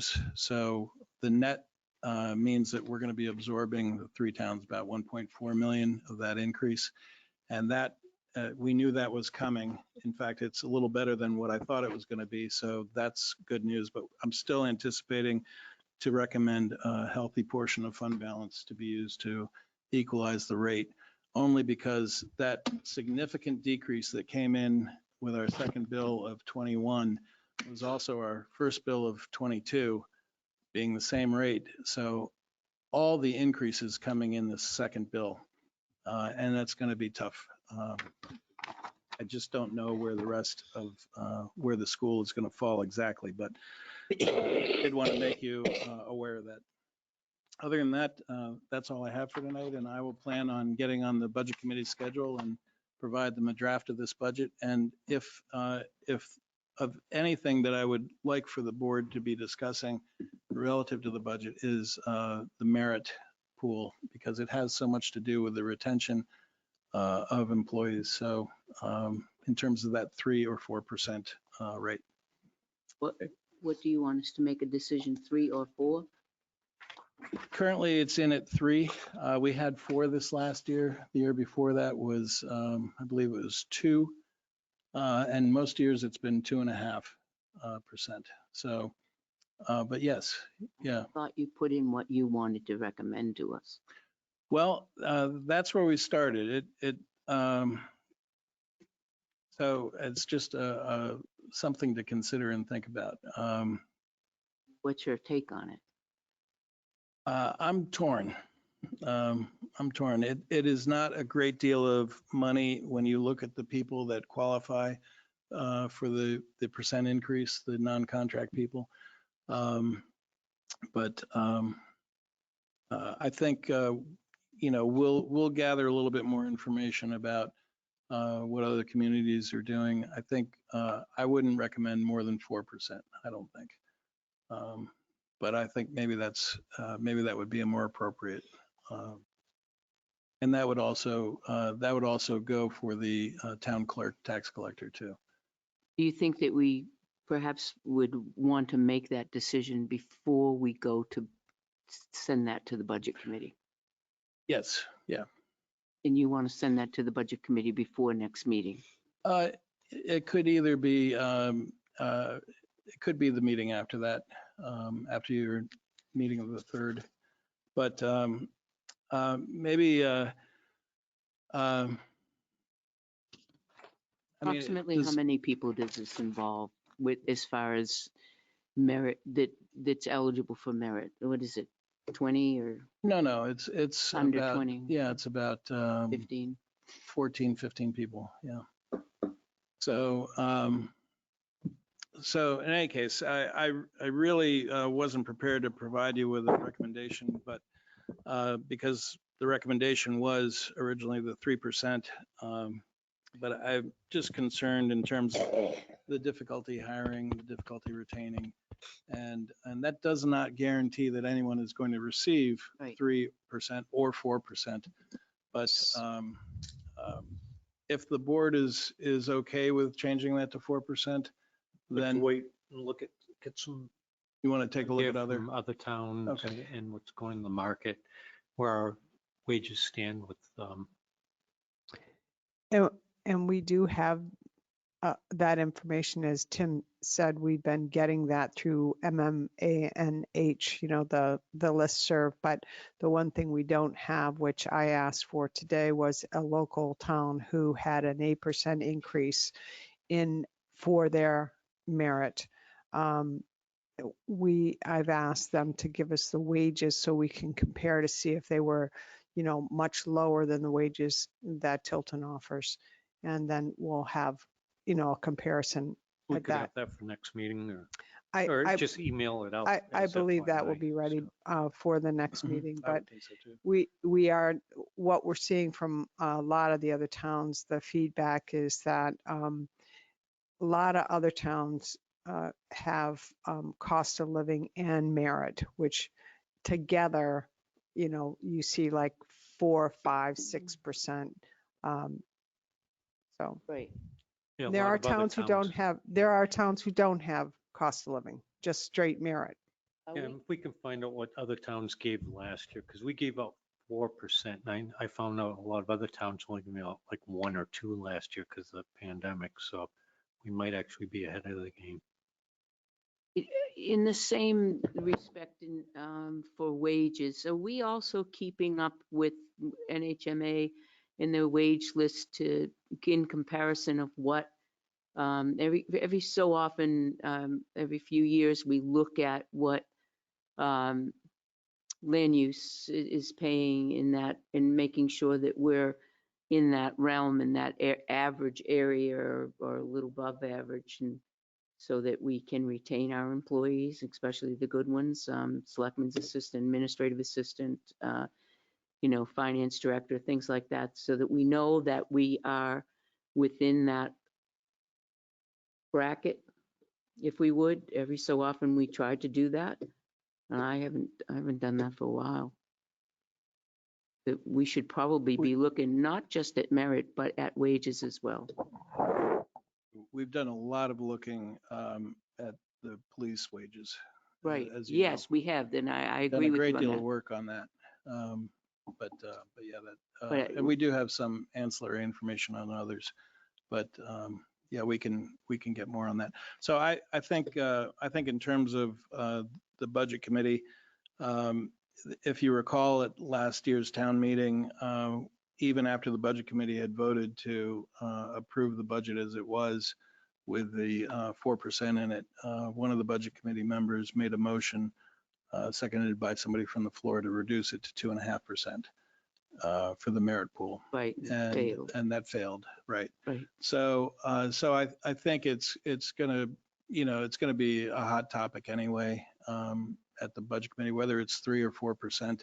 I don't know that it's gonna, make it's more the principle of Mhm. how it's done and how it's administered, I think, as much as anything. So, Can we leave that empty and give them the rest until we find out, just say that's coming, and then when we do our homework and can do that. Yeah. and Is then that just so that fine they with have everybody? the Just leave that information that we open? have, Yeah, sure. right? That I'm okay? fine with it. Yeah. Okay, I'll see if I can't, I think I can manage that. So, Start working on. yeah, okay. Very good. And if any of you have any questions on the budget, as it exists, please, you do know where to find me. And that's all I have. Thanks, Tim. That's Thank great. you, Tim. Appreciate it.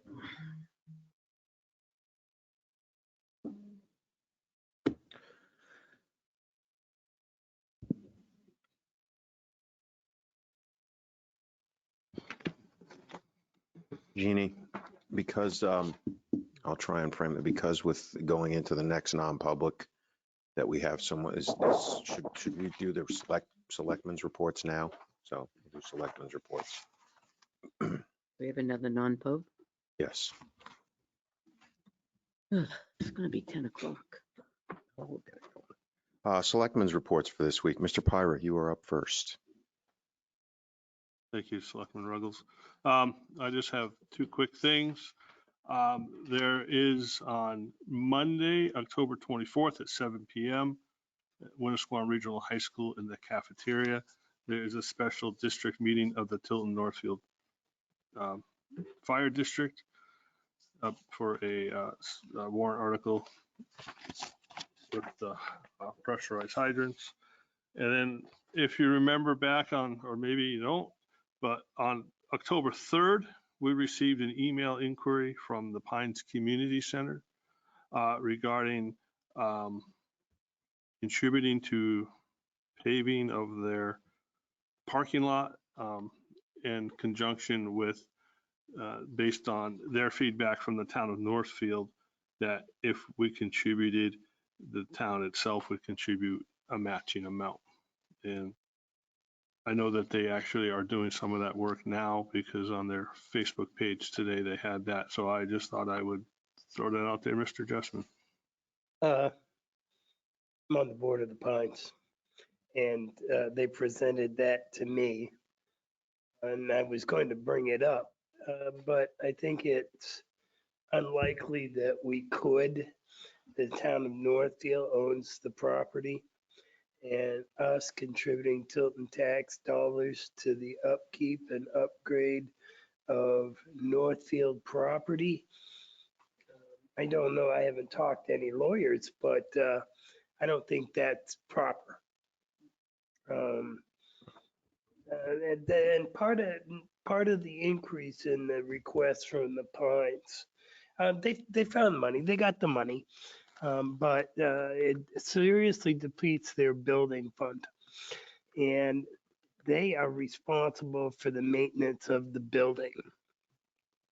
So they're asking for an increase. There's Brittany will be here to explain why. But the building's deteriorating.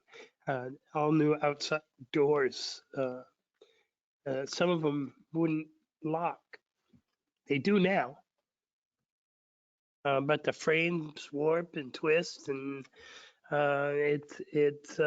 well, I'm just expounding on what you said. I'm sure this will come up again. Okay. I was just following up on the Yeah. email that we received. But that was all I had. Thank you, Mr. Pyra. Mr. Scanlon. Yeah, I was going to ask, is there anything from parks? Like, they're going on Yeah. Christmas. We are hard at work at the first Saturday in December. Sorry.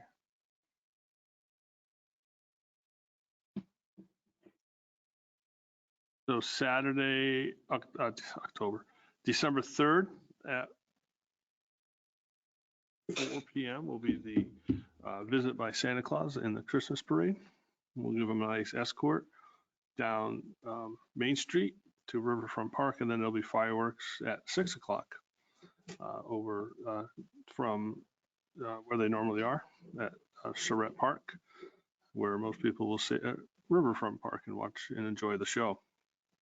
So we are actually hard at work on that. We also have there's all sorts of stuff going on downtown for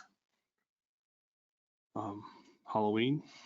So enjoy the festivities coming up, but you need to, if you'd like to get your business in the parade, please contact the Parks Department. Get the information you need to sign up for the parade. Thank you. Thank you. Mr. Scanlon, you're up next. One thing, when Paul Rushlow was here earlier, he was going to stick around, but he asked that the crabapple trees that at the T-Hop parking lot have gotten completely overgrown, and they're no longer like the crabapple trees like you usually see on the sidewalk. Thing he'd like to prune those, since this is the specific time of the year and they're supposed to be pruned a certain way so that they will continue to flower and be an ornamental tree. However, they aren't part of the parks, and he does pruning for the parks. I don't think that's considered a park. So he's asking if would approve him doing it as opposed to Public Works. Because it's professional, It's at his Specific. regular rate. specific. Yeah. I'd say yes. And I told him, I said, well, if you need a hand picking up the branches, because he's getting, well, we all are, but I can pick them up better. I say yes. I say yes. Yes. Yep. Yep. Okay. What else we got? So that's, the roofing would be new business, I think. Over the roofing. For the Pavilion. pavilion. I'll bring it up now. Okay. Yeah. Just get it done. Yeah. So I've had some difficulty trying to get somebody that can even get us in the schedule this year or do it. And today, I did get one back, or they brought it up and Gail brought it in on the 19th. He has more properties. I spoke to this fellow and he was very familiar with the building. He said he drove by many times. That he had the organic shingles that failed and they don't offer any. So, it's like when you do something, you drive by it and that's your profession, I guess. I'm sorry. So he emailed I didn't see the bid in here.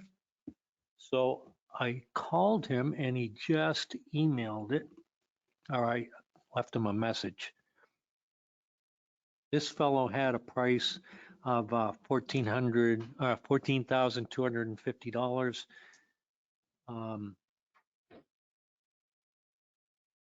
Let's see, and if we wanted to do the roof on the fishing deck, it would be an additional $1,600. Want to do it at the same time? He said that, or we could do it another year. I haven't heard from anybody else. I don't know how you want to do this or if you want to keep waiting, but.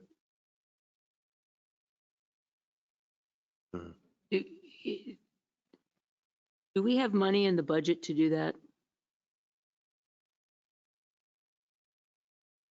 In what lines?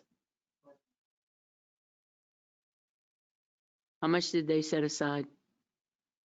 16. I want to say 16 or 18,000. I was going to say it was around 16,000. I just that. Right. Okay. Around this.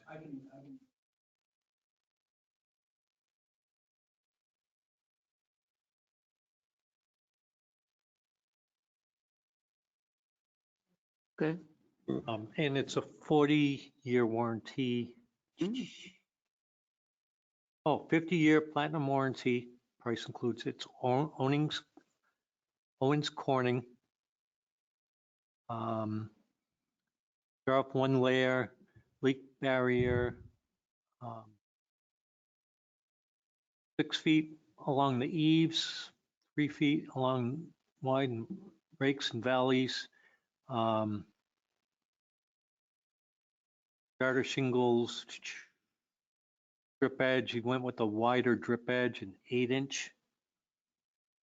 Roof and deck protection with Pro Armor, so they put some kind of protection on there. 6 nails per shingle.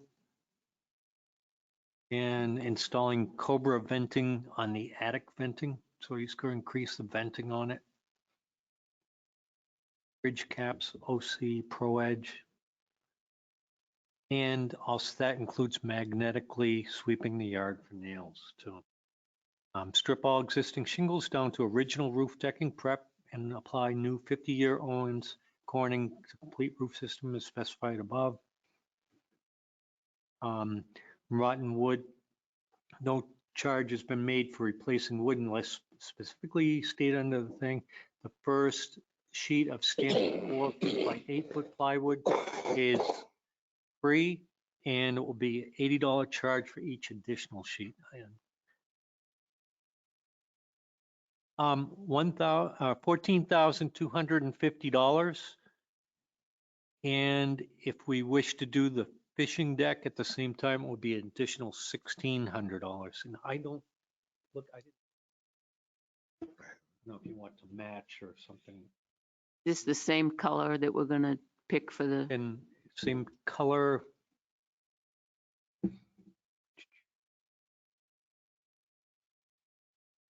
Estate gray.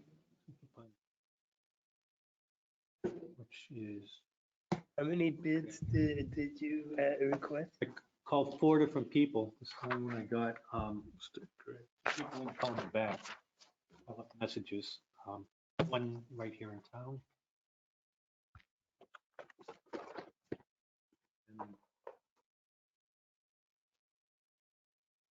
You're a good assistant. That's been an invitation. you do well. Thank you. Color's a little bit off on your hair, but I knew it was going to be put into service and that would.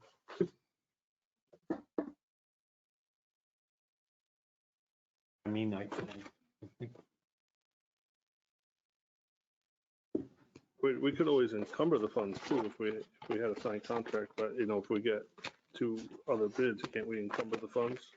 The question, I think the question question, is getting 2 other bids because it's very hard to find right now. not only that, but I think the question becomes what additional damage might be incurred over the winter as well, ice dams, et cetera. Right. So, And he can do it this year? yes. I think one of the things is it's not a real big job. It's an involved job. Not a lot of material. it's also not steep pitched roofs either. The roofs aren't very steep. It's so it's up and on, and there's that little eyelid one that's probably the most complicated piece. Do a budget transfer.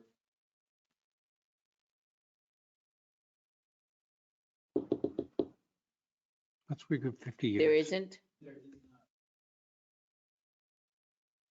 Do it. This Okay. says job requires $4,750 down, remaining balance of $9,500 to 100% completion. So I don't know if we'd want to do the $1,600 for the fishing deck roof. I mean, they were done with the same material, but I don't know if they, How is the roof on there? You don't know? the same material as the other building, but But would it be appropriate to have him quote it? Aren't there 2 decks too? Or is there just the one? with the No, roof there's on it? 2 fishing. So is he thinking 1 or 2? That's the question. Do it. Matching ones. $1,600.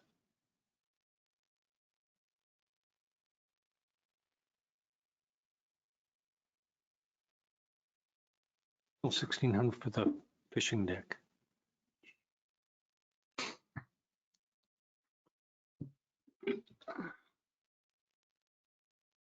Yeah, I guess they'd have to get another dumpster if they came back and did it.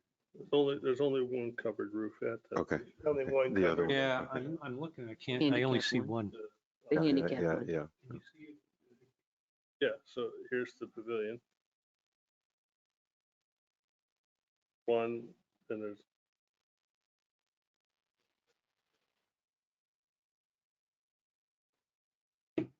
That looks That one covered. is, yeah.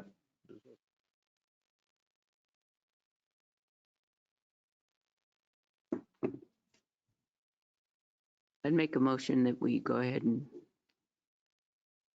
accept that bid.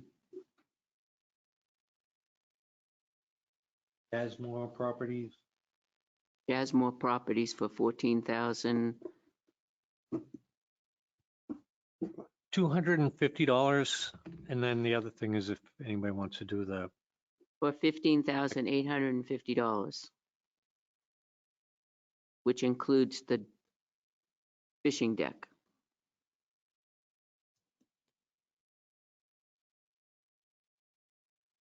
That's my motion. yep, that's the amount. Yep.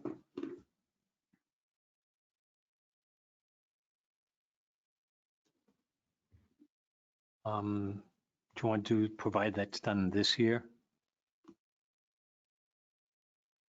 Provided it's done this year.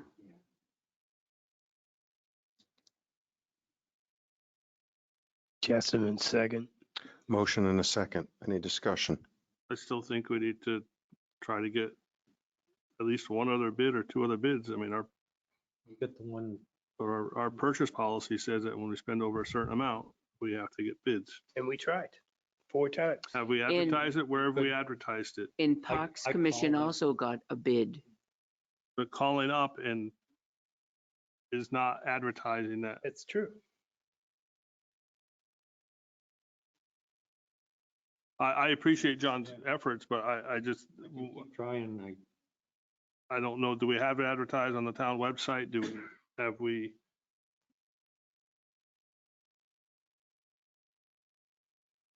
That's just my feeling. 5.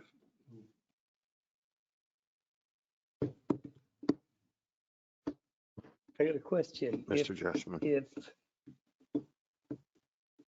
Parks Commission has the money budgeted for this, how come they didn't just? They looked and looked for, Catherine only got one bid. She looked and looked and looked for roofers as well. That's why it was put on hold for so long.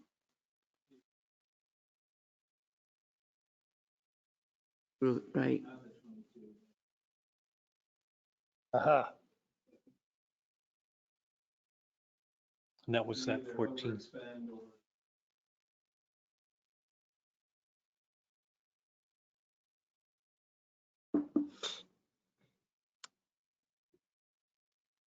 Did Catherine ever put this out in like reputable places? Well, I forget the terminology, but Licensed. advertise it in like newspaper, public record. We didn't, when we go for an RFP, we sometimes don't advertise it. We just look for bids.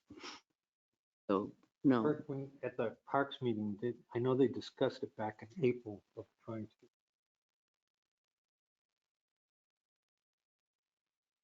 to. Catherine was working on it, but I don't believe there was a actual RFP request made.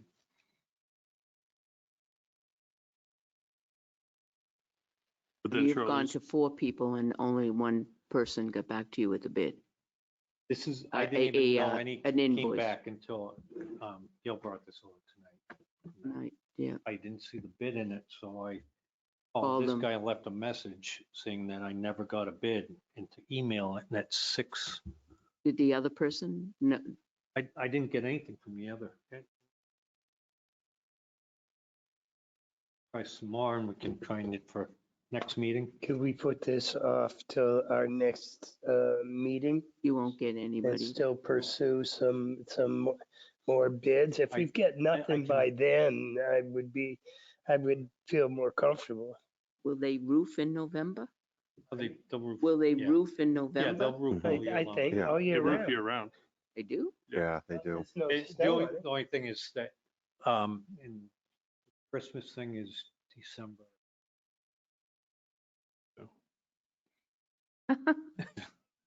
They have no roof. the Shingles nails where all falling the on kids- Santa. Or just don't let it- Well, hopefully they roof it, it snows and then. It'll you make don't it, have to make worry it more festive with the snow coming Sprinkles. right down on them. So you So want to wait till, let's see if you could Yeah, get a see if couple I more can- prior to Yeah. the next meeting. If Draw not, the motion.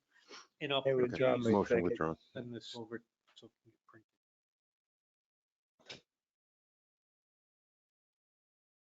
All set, Mr. Scanlon? it. So I've been attending the Academy for Good Governance with NHMA. And one of the things is, so last Wednesday, or last night, Primex, it was Monica Pinate. Pinale? Pinay? Okay. So they had a class on managing public liability and risk. And there's a lot of questions and answers. So they went over the liability, and one of the things was on risk management and having agreements. And so I posed the question on the guy wires attached to the town hall. And she said many years ago, what they had was kind of verbal stuff. They just went and did, everybody assumed it. But she said that we should have a agreement and be listed as additional insured, because if something happens to that pole, which is already leaning over, and it pulls the bricks out of our building, it actually causes a claim to Primex when it's not their fault. So it increases all of our rates for our insurance, because the pull out section of the wall, or somebody got injured by bricks or whatever that came out because of that. And she said she'd be happy to go over an agreement with the electric company regarding attaching to our building. Those might be consolidated. How do you tell? By the numbers on the poles? The top one,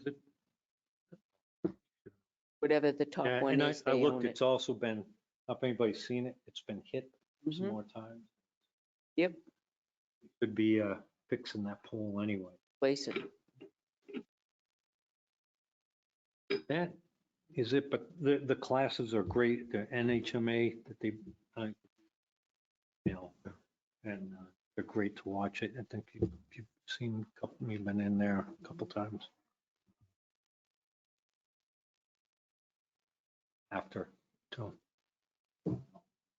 They've got a library of them. Yeah. Yeah, I've seen it. Been very interesting. There's 7 weeks. We're in our 6th week now. Selectman Constantino, you're up next. Okay, so the donations, I don't know if the paper got lost or I neglected to hand it over, but they weren't anonymous. $60 was from Joe and Sandy Plessner, and $170 was from Mike Krajewski, Krajeski. He sent us some cutting boards, which we sold, and the proceeds went to the Gift of Light bus tickets for the senior center. So that's just for clarification purposes. Senior center has their spaghetti dinner on October 22nd, this Saturday, 5 to 8, is it? And then we have Halloween on October 29th from 3:30 to 5:30. We've got lots of prizes for the kids with the parade. And we have also prizes for the business owners that dress up and make their business look like Halloween, right? And there's trunk or treat put on by the PTA, I think, in the Rotary Club. The other thing that I wanted to talk about, and this is I want to say reflection of anybody here. It's just a suggestion going forward. When we post things on social media, it would probably behoove us not to engage in any negative interaction with others, particularly on intertown groups. It gives us a negative look, and it's really not becoming to us as select board. It's just a suggestion.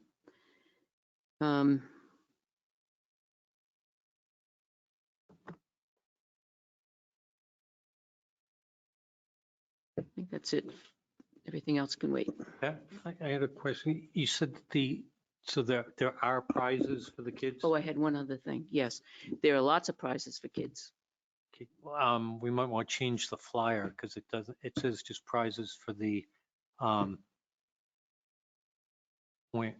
that's the costume parade. Okay. Oh, The costume Yeah, parade, we okay, I see it. usually, yeah. Gail is going to get the And there's- prizes, right?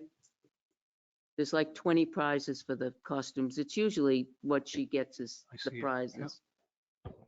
Gail gets the prizes for the costume parade. Talking about cards, gift cards? Yeah. Okay. Yep.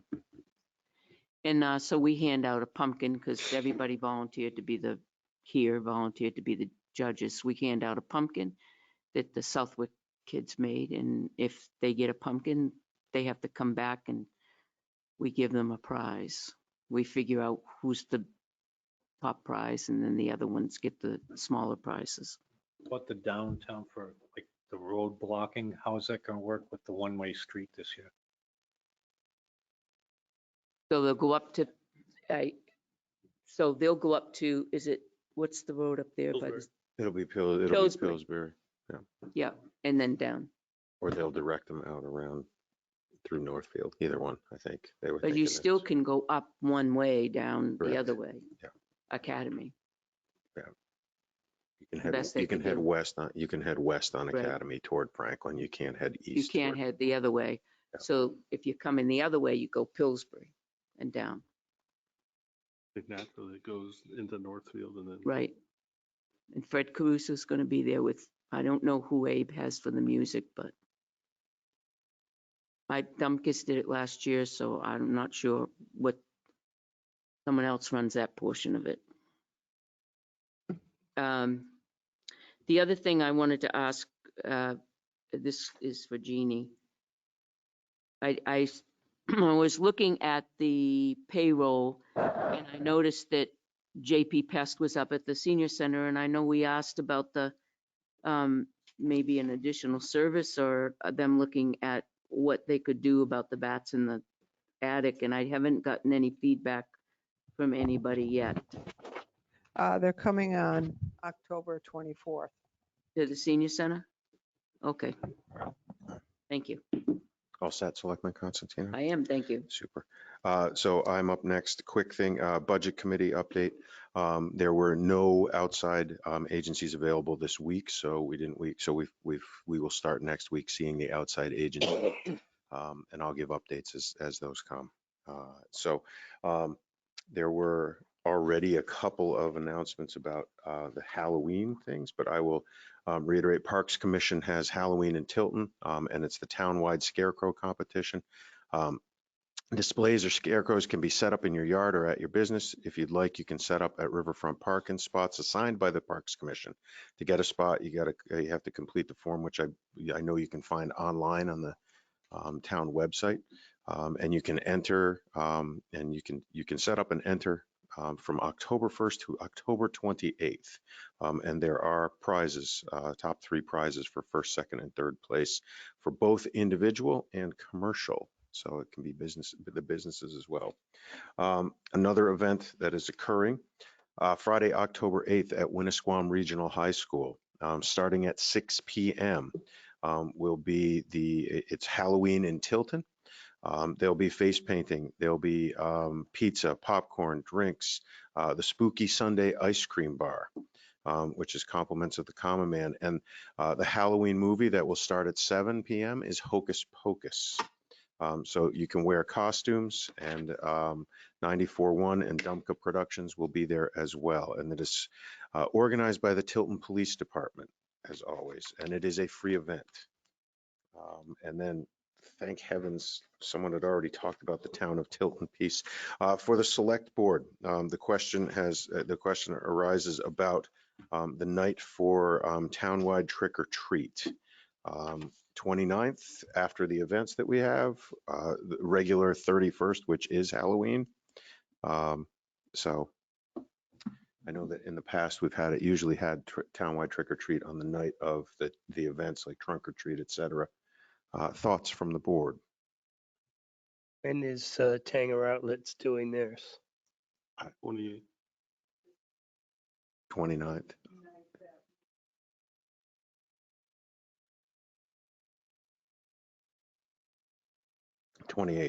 On the 28th. I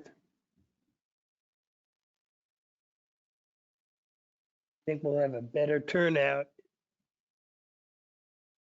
if we do it on the 29th. Because they can go from Main Street to the neighborhoods. Think. I think, parents getting kids out of school, getting home from work, and trying to get them out at a reasonable hour, like before it starts getting real dark. And we'll have the downtown thing, and then they can cut loose on the downtown houses. Pat can race back and man the candy dish. Nobody comes to my house. It's dead end, just a few. But you also have the issue with the kids going until, 5:30, 6 o'clock, and then the parents racing home to do the Neighborhoods. trick or treat in their neighborhood. So it's sometimes, I think we did it one night like that one year like that, and I thought we got feedback that parents didn't really care for it. But I don't care, it doesn't I affect wonder me. what other towns are doing. Pyra. Funny you should ask, Mr. Scanlon. Northfield is doing theirs on October 31st from 5 p.m. to 8 p.m. Classic. Franklin is doing theirs October 31st from 4 p.m. to 7 p.m. Belmont is doing theirs on October 31st from 5 p.m. to 8 p.m. These are all according to Channel 9's website, so that's how accurate my information is. What other town might I look at? Tilton. Samberton, October 30th, 4 p.m. trunk or treat is from 2 to 4. And then that Tilton is not listed. Good. Let's Good see. thing. What other town might we want to ask?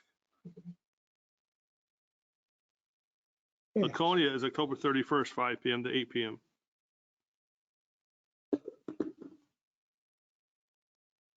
Gilmanton, October 31st, 5 p.m. to 8 p.m. Let's be crazy and do it on the 31st. Let's just go traditional. So it's that, if you think about it, for the kids, you've got a fun Friday if they decide to participate on Friday, a fun Saturday, good, and then a little bit of rest to watch the NFL. Eat the candy on Sunday and go back out. Get all cranked up. Weekly sugar out on Get all Monday night. cranked up on candy after they come home from school on Monday, and then go get more. So. So 31st, yes, consensus? 31st. Yes, 31st. Time, what time are we thinking? Which was 5 p.m. to 8 p.m. 5 to 8? Okay, 5 p.m. to 8 p.m. So there it is. And I'm all set, Mr. Jessamine. You all received a copy of the audit of the co-op, and we fell definitely within the parameters. There were no irregularities. We have a budget meeting coming up next month, and I have no prediction, but I just know that some things have to increase. The cost of chemicals for the leachate down at the Franklin facility, just as a for instance. The the children's auction is coming in December. And I'm just planting a seed and putting it into people's minds that the children's auction is giving away millions of dollars over the years to very deserving groups, including the Pines, amongst other things. I was wondering, are we not doing a zombie walk? No zombie walk. Okay. And I think the minutes should be shorter. I don't think we need the verbatim record. We have it on the tape. The tapes are listed on the website. Anybody wants to see the expanded version could go and watch the tape. I think we spend a lot of money on the minutes, producing them, correcting them, collating them, printing them. And I'd like all of us to think about our feelings about the minutes, because next meeting, I think we should have a serious discussion. I know those who like a word for word in the minutes, but I think that it doesn't work for me anyway. So that's the end of mine. Sorry to bring up one more thing, but just a reminder, be careful with your garbage and your trash. So there is a very, very active set of bears, School Street, et cetera. And I just actually got a notice, my Tilton School emergency notice, that the bear is back near the hockey rink. So just for everyone out there, it's that season where they are loading up for the winter. So just be careful. This year has been a really, really active season. This is the sixth notice we've had about the bear on campus at Tilton School, but it goes back and forth through my yard at times too on School Street. So Getting down to the river too. yeah, We send them over. So it's There's barely any food out there for them to eat. Yuck, yuck. Oh, they have plenty at my yard. So Don't say that. They took my feeder one day. yeah. And they can. Probably in Scott's yard. It could be. My dogs go crazy when we know we're in the yard. So okay, thank you. So we have the time being 8:31 p.m. I make a motion to enter into non-public session per RSA 91A32A, dismissal, promotion, or compensation of any public employee, or the disciplining of such employee, or the investigation of any changes against him or her, unless the employee affected, one, has a right to a public meeting, and two, requests that the meeting be open, in which case the request shall be granted. And RSA 91A32C, matters which, if discussed in public, would likely adversely affect the reputation of any person other than a member of this board, unless such person requests an open meeting. This exemption shall extend to include any application for assistance or tax abatement or waiver of a fee, fine, or other levy if based on inability to pay or poverty of the applicant. Second. Motion and a second. Roll call vote. Constantino, yes. Jessamine, no. Ruggles, yes. Fire, yes. Scanlon, yes. Motion passes. This conference will now be recorded. Motion to seal the minutes of the non-public session. Hold on. I make a motion to seal the minutes of the non-public session of October 20th, 2022, because disclosure would adversely affect the reputation of a person other than a member of this board. Second. Motion and a second. Discussion? Yes. All those in favor of the motion, please indicate by saying aye. Aye. Aye. Good. Motion passes. Mr. Chair, New business. motion, Table new business till. Table new business. Mr. Chairman. Yes, Mr. Motion Jessamine. to adjourn. So, second. Motion and a second. Second. Discussion. All those in favor? Aye. Aye.